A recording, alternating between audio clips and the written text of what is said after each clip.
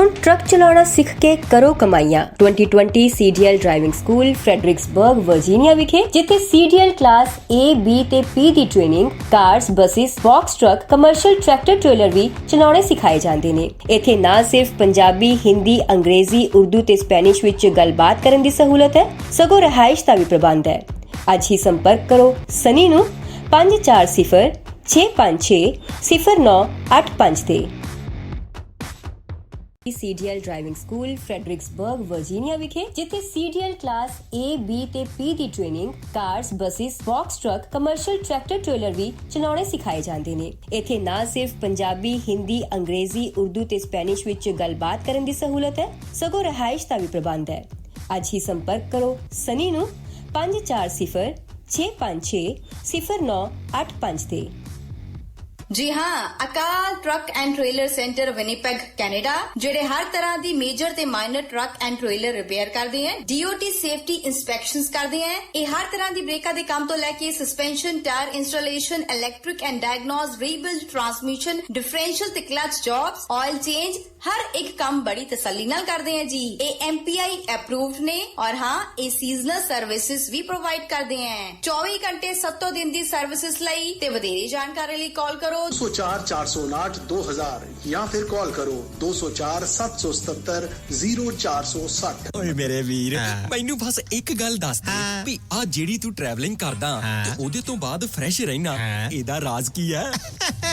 ਇਹਦਾ ਰਾਜ਼ ਹੈ Arlington fuel stop. Arlington fuel stop 1801 pioneer street highway exit 208 ਤੇ, ਜਿੱਥੇ ਤੁਹਾਨੂੰ ਫ੍ਰੀ ਕਾਫੀ, free fax service, free truck parking, ਰੋਟੀ, ਠੇਕਾ, ਲਾਂਡਰੀ, ਸ਼ਾਵਰ ਤੇ ਟਰੱਕਾਂ ਦਾ ਹੋਰ ਵੀ ਸਾਮਾਨ ਆਸਾਨੀ ਨਾਲ ਮਿਲੇਗਾ। ਹੁਣੇ ਕਾਲ ਕਰੋ 360 652 6066 ਯਾਨੀ 360 652 6066। ਇਹ ਦੋ ਲੋਕੇਸ਼ਨਾਂ ਤੋਂ ਸੇਵਾਵਾਂ ਪ੍ਰਦਾਨ ਕਰਦੇ ਨੇ। Second location Lost Hill travel center 14814 ਐਲੋਮ street, Lost Hills. Phone number 661 797 2354। ਉਹ ਯਾਰ ਕੀ ਸੁਪਨੇ ਦੇਖੇ ਸੀ ਕੈਨੇਡਾ ਆਉਣ ਤੋਂ ਪਹਿਲਾਂ? ਉਹ ਸੁਪਨੇ ਪੂਰੇ ਕਰਨੇ ਆ ਤਾਂ ਡ੍ਰੀਮ ਲਾਈਨਰ ਐਕਸਪ੍ਰੈਸ ਵਾਲਿਆਂ ਨੂੰ ਕਾਲ ਕਰ। ਜੀ ਹਾਂ, ਡ੍ਰੀਮਲਾਈਨਰ express company Calgary, Alberta, Canada, ਜਿਨ੍ਹਾਂ ਨੂੰ ਸਾਫ਼ ਸੁਥਰੇ ਰਿਕਾਰਡ ਤੇ 2 ਸਾਲਾਂ ਤਜਰਬੇ ਵਾਲੇ ਡਰਾਈਵਰਸ ਦੀ ਲੋੜ ਹੈ। ਇਹਨਾਂ ਕੋਲ ਕੈਲਗਰੀ, ਅਲਬਰਟਾ ਤੋਂ ਕੈਲੀਫੋਰਨੀਆ ਤੇ ਐਰੀਜ਼ੋਨਾ ਦੇ ਸਿੱਧੇ ਰਨ। ਇਹਨਾਂ ਕੋਲ ਡਰਾਈ ਤੇ ਰੀਫਰ ਲੋਡ ਵੀ ਹੈ। ਹੋਮ ਰਿਟਰਨ ਵਿਦਿਨ 5 ਡੇਜ਼, ਬਾਈ ਵੀਕਲੀ ਤੇ ਚੰਗੀ ਤਨਖਾਹ ਦਿੰਦੇ ਆ। ਔਰ ਹਾਂ, ਸਿੰਗਲ ਤੇ ਟੀਮਸ ਦੋਨਾਂ ਨੂੰ ਹਾਇਰ ਕਰਦੇ ਨੇ। ਵਧੇਰੇ ਜਾਣਕਾਰੀ ਲਈ ਕਾਲ 403 404 9501 403 404 9501। ਡ੍ਰੀਮਲਾਈਨਰ express company, Calgary, Alberta, Canada. Bathinda ਦੀ ਗ੍ਰੀਨ ਸਿਟੀ ਦੀ ਅਪਾਰ ਸਫਲਤਾ ਤੋਂ ਬਾਅਦ ਹੁਣ ਪੇਸ਼ ਹੈ ਕਨ੍ਹਈਆਸ ਗ੍ਰੀਨ ਸਿਟੀ, ਜਿੱਥੇ ਸਿਕਿਉਰਿਟੀ ਦੇ ਪੁਖਤਾ ਪ੍ਰਬੰਧ, ਖੁੱਲੀਆਂ ਸੜਕਾਂ, ਹਰਾ ਭਰਾ ਵਾਤਾਵਰਣ, ਬਿਜਲੀ ਦੀਆਂ ਅੰਡਰਗਰਾਉਂਡ ਤਾਰਾਂ ਅਤੇ ਖੂਬਸੂਰਤ ਫੁੱਲ ਪੌਦੇ। ਲੈਂਡਸਕੇਪਿੰਗ ਅਤੇ ਨਿਰਮਾਣ ਕਾਰਜ ਚੱਲ ਰਹੇ ਨੇ ਤੇਜ਼ੀ ਨਾਲ। ਇਸ ਤੋਂ ਪਹਿਲਾਂ ਕਿ ਸਾਰੇ ਪਲਾਟ ਬੁੱਕ ਹੋ ਜਾਣ, ਸੰਪਰਕ ਕਰੋ 855600 2064 ਅਤੇ 8556 02071। ਟਰੱਕਿੰਗ ਵਾਲੇ ਵੀਰੋ, ਧਿਆਨ ਨਾਲ ਸੁਣੋ। ਟਰੱਕ ਜਿੱਦਾਂ ਦਾ ਵੀ ਚਲਾਉਣੇ ਹੋ, ਮੈਨੂਅਲ ਜਾਂ ਆਟੋਮੈਟਿਕ, ਕੁਇਕ ਟਰੱਕ ਲਿਊਬ ਚੇਤੇ ਆਹੀ ਨਾ ਰੱਖਿਓ। ਟਰੱਕ ਦੀ ਵਧੀਆ ਸਰਵਿਸ ਲਈ ਕੁਇਕ ਟਰੱਕ ਲਿਊਬ। ਲਓ ਜੀ, ਤੀਜੀ ਲੋਕੇਸ਼ਨ ਵੀ ਖੋਲਤੀ ਆ, ਐਗਜ਼ਿਟ 579 ਫਰਮ ਹਾਈਵੇ 401 ਇਨ ਨਾਪਨੀ। ਆਹੋ ਜੀ, ਕੋਈ ਅਪਾਇੰਟਮੈਂਟ ਨਹੀਂ, drive through facility. Exit 579 firm highway 401 in ਨਾਪਨੀ। Quick truck lube, the one stop shop। 5196220660 ਜਾਂ quicktrucklube.com। QTL, because we care। Truck Lube।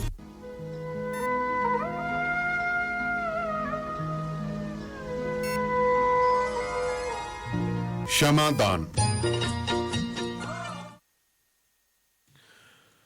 Programme ਸ਼ਮਾਦਾਨ 'ਚ ਤੁਹਾਡਾ ਸਵਾਗਤ ਹੈ ਤੇ ਤੁਹਾਡਾ ਸਵਾਗਤ ਹੈ ਜੀ ਰੇਡੀਓ ਪੰਜਾਬ ਟੂਡੇ ਤੇ ਇਸ ਚਰਚਿਤ ਪ੍ਰੋਗਰਾਮ ਸ਼ਮਾਦਾਨ ਦੇ ਵਿੱਚ।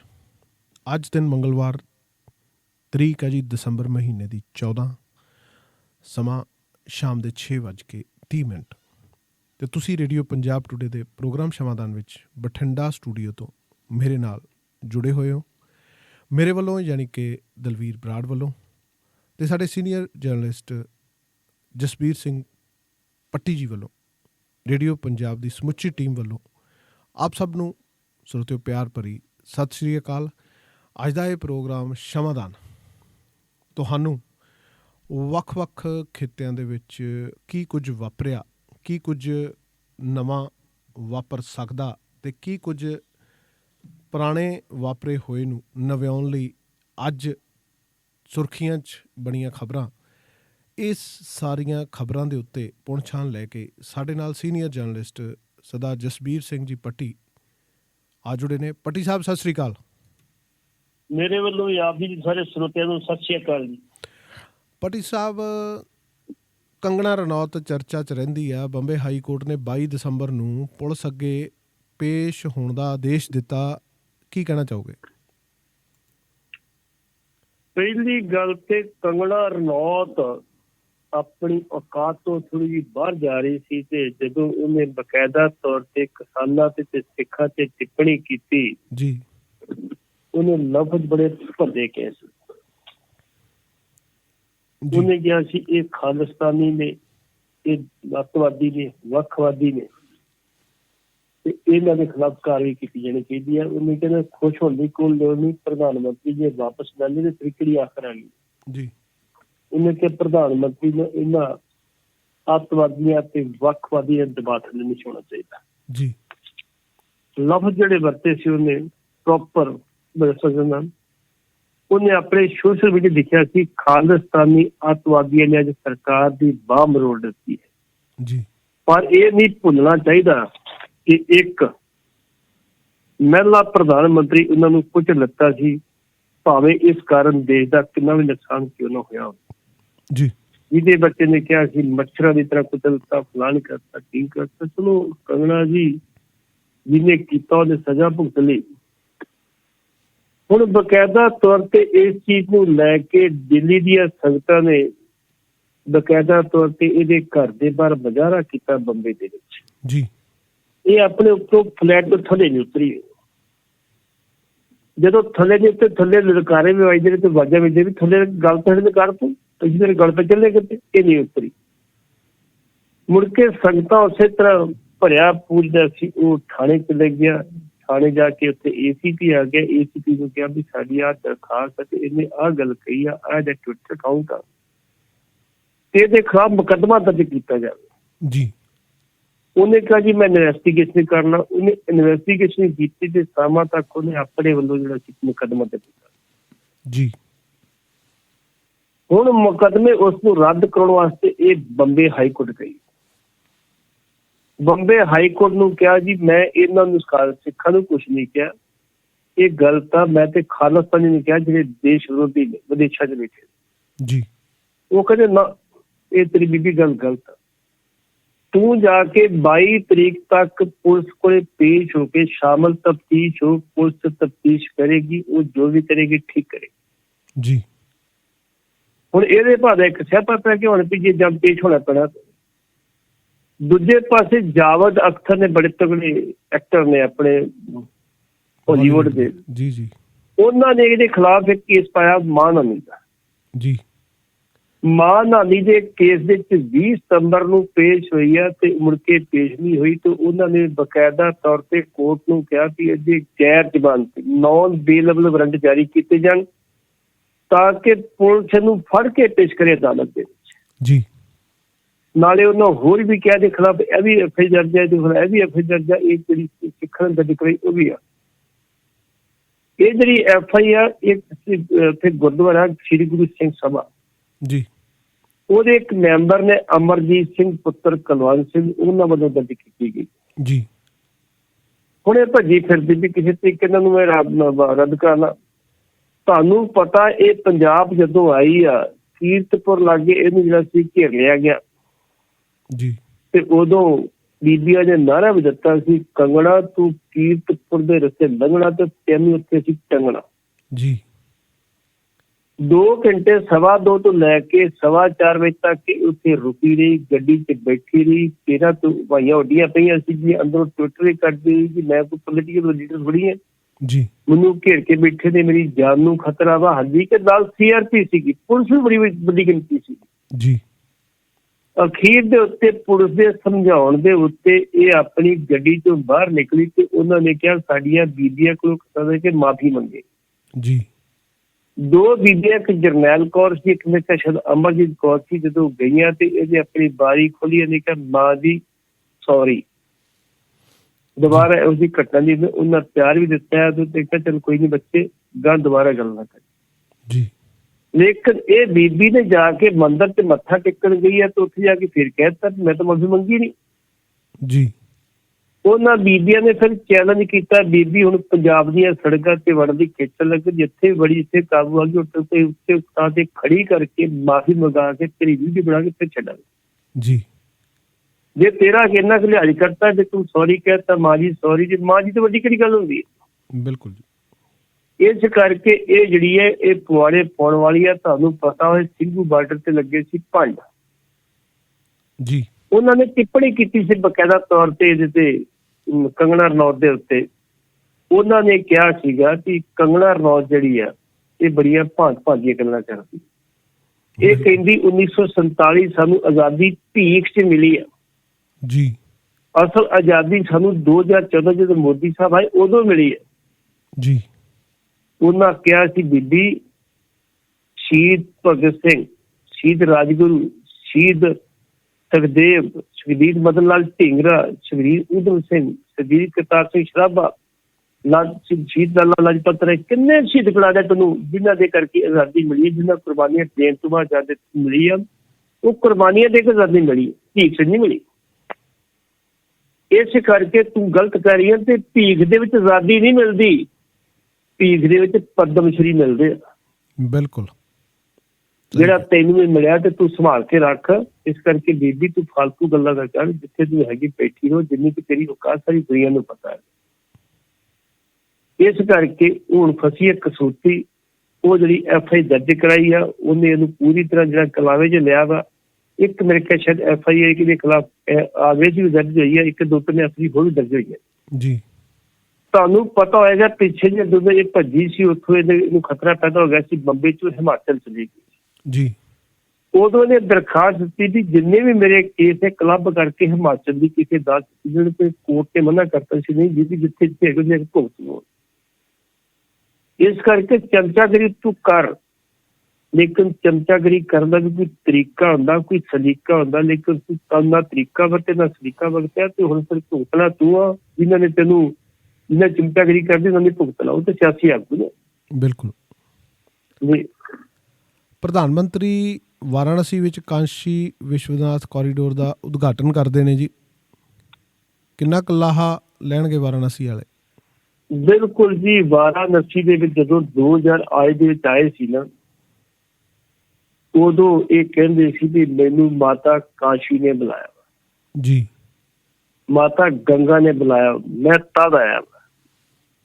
ਇਹਨਾਂ ਨੇ ਉਦੋਂ ਸੁਪਨਾ ਲਿਆ ਸੀ ਵੀ ਅਸੀਂ ਬਕਾਇਦਾ ਤੌਰ ਤੇ ਇੱਥੇ ਜਿਹੜਾ ਵਾ ਕਾਸ਼ੀ ਵਾਰਾਣਸੀ ਦੀ ਜਿਹੜੀ ਗੰਗਾ ਦੀ ਸਫਾਈ ਕਰਾਵਾਂਗੇ, ਤਾਂ ਜਾਲ ਹੋਏਗਾ, ਸਭ ਕੁਝ ਠੀਕ ਠਾਕ ਹੋਏਗਾ।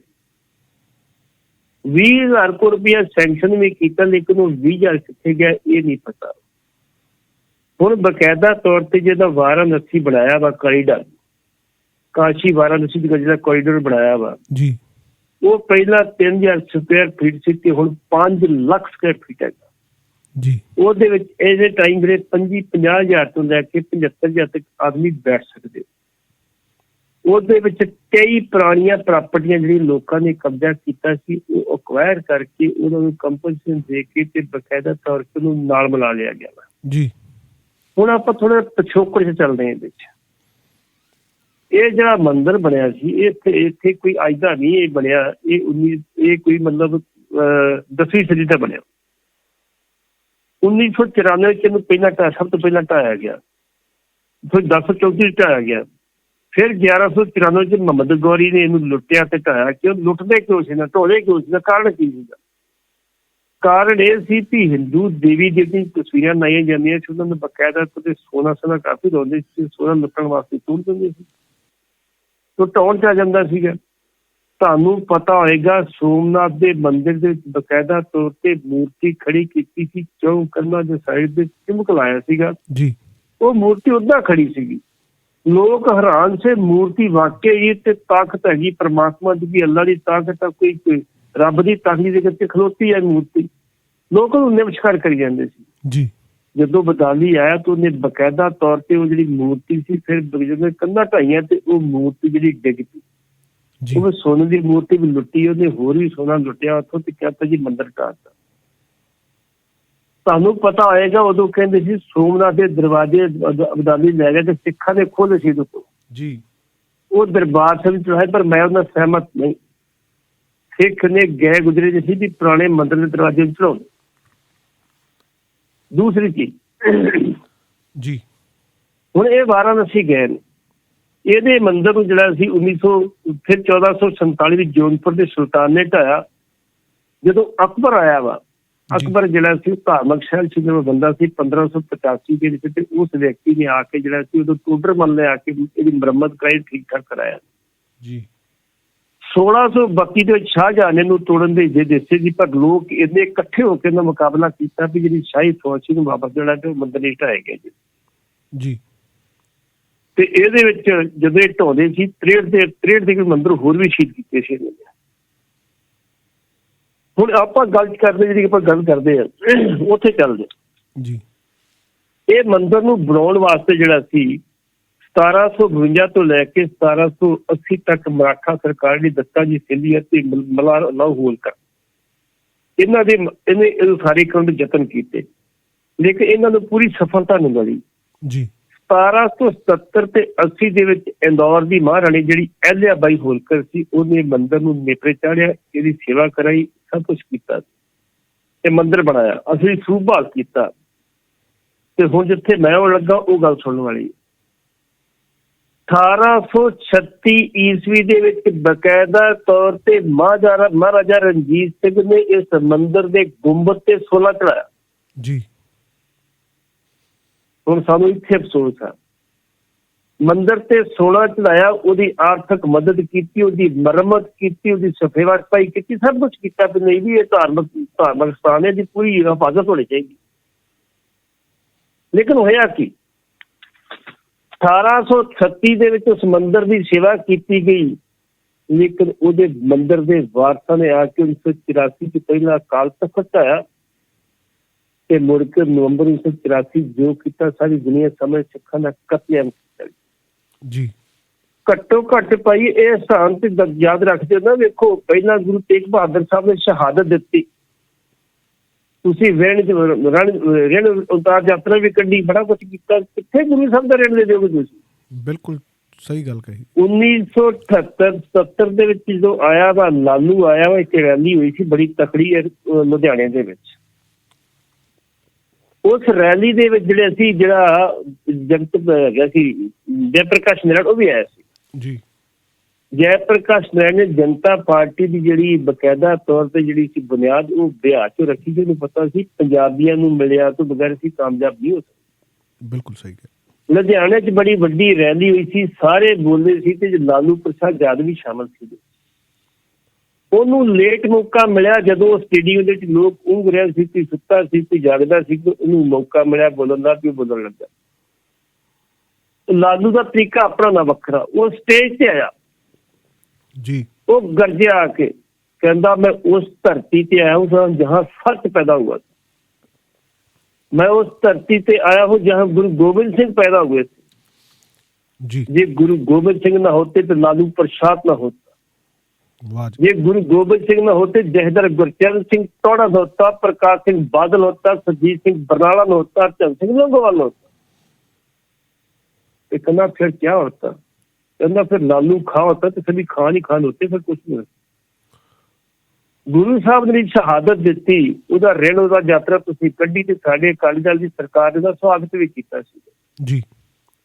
ਸਵਾਲ ਇਹ ਪੈਦਾ ਹੁੰਦਾ ਭਾਈ ਇੰਨੇ ਅਹਿਸਾਨ ਕਰਨ ਦੇ ਬਾਵਜੂਦ ਵੀ ਤੁਸੀਂ ਸਾਡੇ ਤੇ ਅਟੈਕ ਕੀਤਾ, ਸਾਡੀਆਂ ਬੀਬੀਆਂ ਨੇ ਉਹਨਾਂ ਨੂੰ ਬੇਪਿੱਤੀ ਕੀ ਸ਼ਰਧਾਲੂ ਮਾਰੇ ਗਏ, ਦੱਸੋ ਕੀ ਕੱਟਿਆ ਤੁਸੀਂ?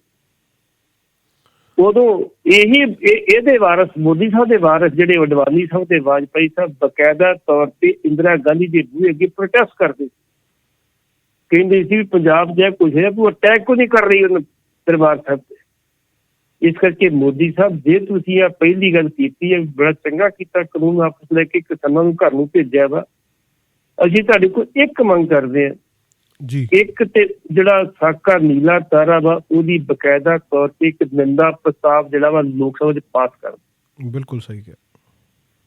ਦੂਸਰੀ ਚੀਜ਼, ਜਿਹੜੇ 1984 ਨਵੰਬਰ ਦੇ ਜਿਹੜੇ ਹੈਗੇ ਸੀ ਕਤਲੇਆਮ ਦੇ ਦੋਸ਼ੀਆਂ ਨੂੰ ਸਜ਼ਾਵਾਂ ਫਟਾਫਟ ਦਿਓ, ਪਤਾ ਲੱਗੇ ਤੁਸੀਂ ਕੁਛ ਕੀਤਾ ਜੀ।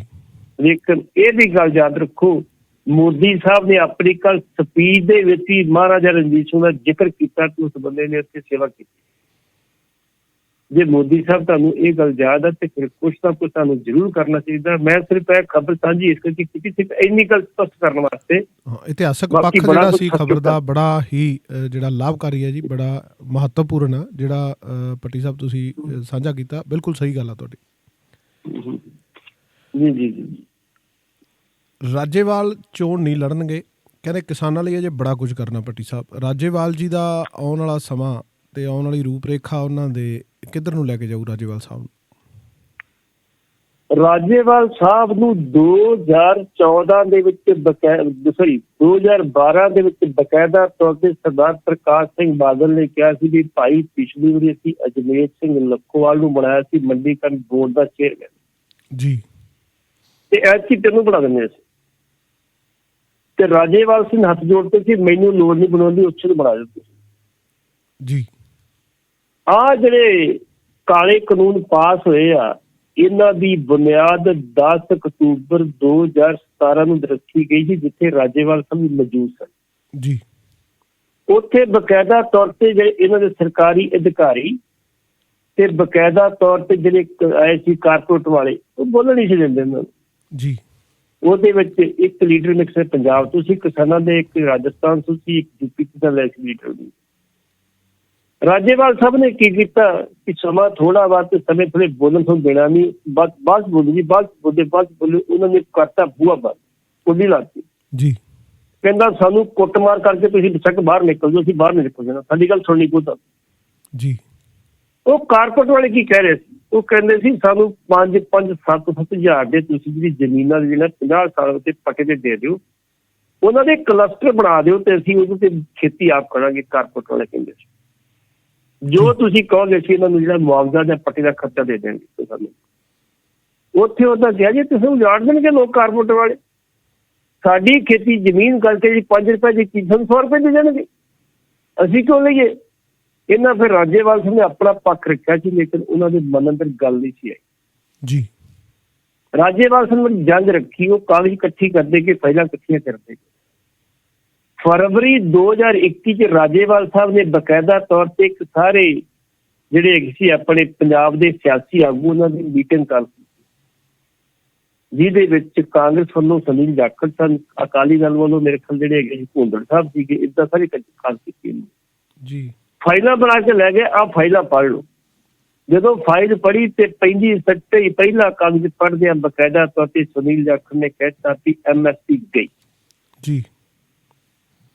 ਉਹਦੇ ਵਿੱਚ ਮੁੜ ਕੇ ਜਿਹੜੇ ਭੁੰਦੜ ਸਾਹਿਬ ਸੀ, ਜਦੋਂ ਉਹਨੂੰ ਦੱਸਿਆ ਪਿਆ ਗੱਲ ਲੱਗੀ, ਕਹਿੰਦਾ ਯਾਰ ਤੁਸੀਂ ਜੰਗ ਲੜਨੀ ਹੈ ਨਾ ਤੇ ਬੀਂਡੀ ਮੈਨੂੰ ਪਾ ਲਿਓ, ਅੱਗੇ ਮੈਨੂੰ ਲਾ ਲਿਓ ਤੁਸੀਂ।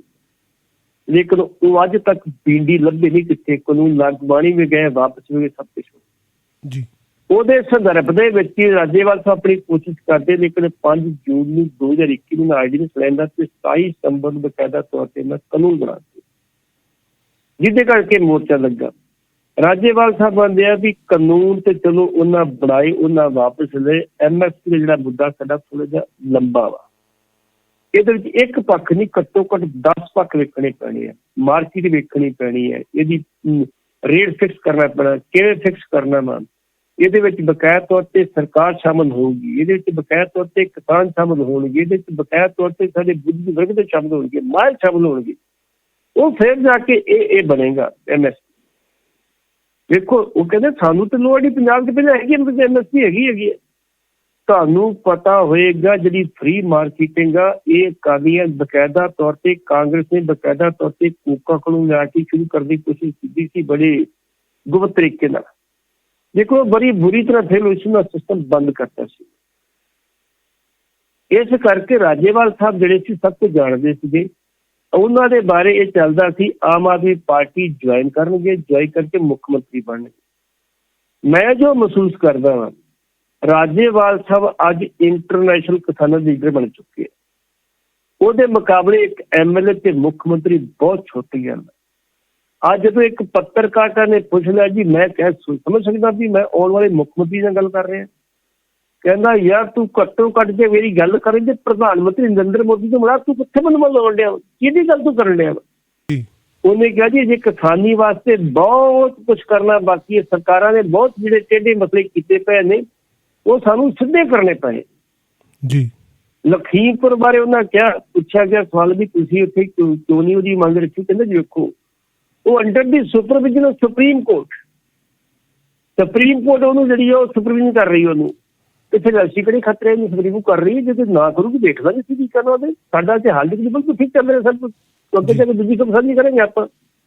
ਇਸ ਕਰਕੇ ਰਾਜੇਵਾਲ ਸਾਹਿਬ ਨੇ ਅੱਜ ਇੱਕ ਕਹਿ ਦਿੱਤਾ ਵੀ ਮੈਂ ਮਤਲਬ ਇੱਕ ਤਰੀਕੇ ਨਾਲ ਕਹਿ ਦਿੱਤਾ ਵੀ ਮੈਂ ਚੋਣ ਚਾਣ ਕੋਈ ਨਹੀਂ ਲੜਨੀ, ਸਾਡੀ ਮੀਟਿੰਗ ਵੀ ਹੋਊਗੀ, ਸਭ ਕੁਝ ਹੋਊਗਾ। ਦੂਜੇ ਪਾਸੇ ਬਲਦੇਵ ਸਿੰਘ ਸਰਸੇ ਨੇ ਕੱਲ ਕਿਹਾ ਕਿ ਇੱਕ ਫੈਸਲਾ ਹੋ ਗਿਆ, ਡੱਲੇਵਾਲ ਨੇ ਵੀ ਕਹਿ ਦਿੱਤਾ, ਇੱਕ ਦੋ ਪਾਰਟੀਆਂ ਨੇ ਲੀਡਰ ਨੇ ਹੋਰ ਕਹਿ ਦਿੱਤਾ, ਜਿਹੜਾ ਬੰਦਾ ਵੀ ਸਿਆਸਤ ਜੁਆਇਨ ਕਰੂਗਾ, ਚੋਣ ਕਰੂਗਾ, ਉਹਨੂੰ ਸੰਯੁਕਤ ਕਿਸਾਨ ਮੋਰਚੇ ਤੋਂ ਕੱਢ ਦਿੱਤਾ ਜਾਊਗਾ ਜੀ। ਕਾਨੂੰਨੀ ਬਾਰੇ ਉਹਨਾਂ ਬਕਾਇਦਾ ਰਾਜੇਵਾਲ ਨੇ ਕਿਹਾ ਵੀ ਉਹ ਅਣਜਾਣ ਬੰਦਾ ਵਾ, ਜਿਹੜਾ ਦੂਜੀ ਸਟੇਟ ਤੋਂ ਆ ਕੇ ਤੇ ਮੁੱਖ ਮੰਤਰੀ ਬਣ ਜਾਊਗਾ ਜੀ, ਉਹਨੂੰ ਏਦਾਂ ਨਹੀਂ ਕਰਨਾ ਚਾਹੀਦਾ।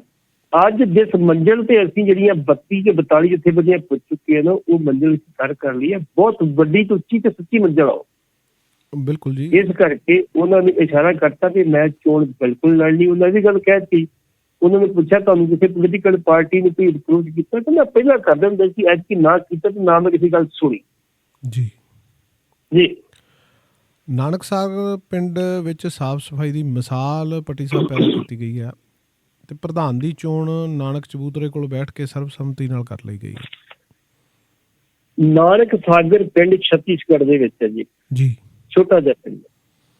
ਇੱਥੇ ਗੁਰੂ ਨਾਨਕ ਪਾਤਸ਼ਾਹ ਗਏ ਨੇ ਤੇ ਉਹਨਾਂ ਬਕਾਇਦਾ ਤੇ ਉਹਨਾਂ ਦੀ ਯਾਦਗਾਰ ਇੱਕ ਚਬੂਤਰਾ ਬਣਾਇਆ ਵਾ। ਜਦੋਂ ਵੀ ਉਹ ਕੋਈ ਕਾਰਜ ਕਰਦੇ ਉੱਥੇ ਮੱਥਾ ਟੇਕ ਕੇ ਪ੍ਰਸ਼ਾਦ ਵੰਡ ਕੇ ਤੇ ਬਾਬੇ ਕੀ ਅਰਦਾਸ ਕਰਕੇ ਸ਼ੁਰੂ ਕਰਦੇ ਜੀ। ਉਸ ਪਿੰਡ ਦੀ ਸਫਾਈ ਇੰਨੀ ਵਧੀਆ ਕੀਤੀ ਉਹਨਾਂ ਨੇ, ਤੁਹਾਨੂੰ ਕਿਤੇ ਵੀ ਕੋਈ ਗੰਦਗੀ ਦੀ ਇੱਕ ਚੀਜ਼ ਨਹੀਂ ਦਿਖਾਈ ਦੇਊ। ਤੇ ਸਾਰੇ ਦਾ ਸਾਰਾ ਪਿੰਡ ਉਹਨਾਂ ਨੇ ਭਗਵੇਂ ਰੰਗ ਦੀ ਗੇਰੂਏ ਰੰਗ ਚ ਰੰਗਿਆ ਹੋਇਆ ਜੀ। ਜਿਹੜਾ ਉਹ ਚਬੂਤਰਾ ਬਣਿਆ ਉਹ ਵੀ ਗੇਰੂਆ ਰੰਗ ਦੇ ਵਿੱਚ ਹੈ। ਉਹ ਕਹਿੰਦੇ ਜਦੋਂ ਵੀ ਕੋਈ ਮਸਲਾ ਹੁੰਦਾ ਉਹ ਚਬੂਤਰੇ ਦੇ ਘੇਰੇ ਘੇਰੇ ਖੜੇ ਬਹਿ ਜਾਂਦੇ, ਉੱਥੇ ਝੂਠ ਨਹੀਂ ਕੋਈ ਬੋਲਦਾ ਜੀ। ਜਿਹੜੀ ਗੱਲ ਕਰਨੀ ਸੱਚ ਦੀ ਕਰਨੀ ਹੈ ਜੀ। ਤੇ ਜਦੋਂ ਬੰਦਾ ਸੱਚ ਬੋਲਦਾ ਤੇ ਫਿਰ ਸਾਰੇ ਮਸਲੇ ਹੱਲ ਹੋ ਜੀ। ਜਦੋਂ ਉਹਦੇ ਦੇ ਮਸਲੇ ਝੂਠ ਤੇ ਉਲਝਦੇ ਜੀ। ਤੁਹਾਨੂੰ ਪਤਾ ਹੋਏਗਾ ਵੀ ਜਦੋਂ ਗੁਰੂ ਨਾਨਕ ਦੇਵ ਯੂਨੀਵਰਸਿਟੀ ਦੇ ਵਿੱਚ ਇੱਕ ਵਾਰੀ ਲਾ ਸ਼ੁਰੂ ਕੀਤਾ ਸੀ ਉਹਨਾਂ ਨੇ ਜੀ, ਉਦੋਂ ਵਾਈਸ ਚਾਂਸਲਰ ਹੁੰਦੇ ਸੀ ਬਕਾਇਦਾ ਤੌਰ ਤੇ ਸਮੁੰਦਰੀ ਸਾਹਿਬ ਵਿਸ਼ੇ ਸਿੰਘ ਸਮੁੰਦਰੀ ਜੀ। ਉਹਨਾਂ ਕਿਹਾ ਸੀ ਅੱਜ ਅਸੀਂ ਯੂਨੀਵਰਸਿਟੀ ਝੂਠ ਦੀ ਬੁਨਿਆਦ ਰੱਖ ਰਹੇ ਹਾਂ ਜੀ। ਸ਼ਰੇਆਮ ਕਤਲ ਹੋਇਆ, ਜਿਹੜਾ ਉਹਦਾ ਵਕੀਲ ਹੁੰਦਾ ਕਹਿੰਦੇ ਜੀ ਕੀਤਾ ਹੀ ਨਹੀਂ, ਇਹ ਤਾਂ ਬੰਦਾ ਹੀ ਨਿਰਦੋਸ਼ ਹੈ, ਝੂਠ ਹੀ ਕੀ ਹੈ, ਸੱਚ ਤਾਂ ਕੁਛ ਨਹੀਂ ਹੈਗਾ ਨਾ। ਬਿਲਕੁਲ। ਹੁਣ ਉਹ ਲੋਕ ਉੱਥੇ ਬੈਠਦੇ ਆ, ਉੱਥੇ ਝੂਠ ਕੋਈ ਨਹੀਂ ਬੋਲਦਾ। ਉਸ ਪਿੰਡ ਦੇ ਵਿੱਚ ਆਪਾਂ ਸਰਪੰਚ ਕਹਿੰਦੇ, ਉਹ ਪ੍ਰਧਾਨ ਕਹਿੰਦੇ ਜੀ। ਬਕਾਇਦਾ ਤੌਰ ਤੇ ਪ੍ਰਧਾਨ ਦੀ ਚੋਣ ਕਰਾਉਣ ਵਾਸਤੇ ਜੇ ਕੋਈ ਟੀਮ ਆਉਂਦੀ ਵੀ ਹੈ ਤੇ ਉਹ ਸਰਬਸੰਮਤੀ ਨਾਲ ਬਹਿ ਕੇ ਕਰ ਦਿੰਦੇ। ਕਦੀ ਉਹਨਾਂ ਚੋਣ ਨਹੀਂ ਕੀਤੀ ਬੜੀ, ਉਹਨਾਂ ਕਹਿੰਦੇ ਸਾਨੂੰ ਚੋਣ ਦੀ ਲੋੜ ਨਹੀਂ, ਆਪੇ ਕਰ ਲਾਂਗੇ ਚੋਣ। ਸਭ ਤੋਂ ਦੂਸਰੀ ਵੱਡੀ ਗੱਲ, ਜਿਹੜੇ ਉਹਨਾਂ ਦੇ ਆਪਸੀ ਮਸਲੇ ਜਿਹੜੇ ਹੁੰਦੇ ਆ ਉਹ ਵੀ ਉੱਥੇ ਚਬੂਤਰੇ ਤੇ ਬਹਿ ਕੇ ਨਿਬੜ ਲੈਂਦੇ ਆ। ਉਸ ਪਿੰਡ ਚ ਕਦੀ ਪੁਲਿਸ ਤੱਕ ਨਹੀਂ ਇੱਥੇ ਗਈ। ਸੋਹਣੀ ਸੋਚ ਦਾ ਇਹ ਗੱਲਾਂ ਜਿਹੜੀਆਂ ਇਹ ਸਵਰਗ ਆ, ਲੋਕਾਂ ਵਾਸਤੇ ਸਵਰਗ ਆ। ਤੁਸੀਂ ਬਚੇ ਹੋ, ਪੁਲਿਸ ਦੀ ਕੁੱਟ ਤੋਂ ਵੀ ਬਚੇ ਨੇ, ਪੁਲਿਸ ਦੀ ਲੁੱਟ ਤੋਂ ਵੀ ਬਚੇ ਹੋ।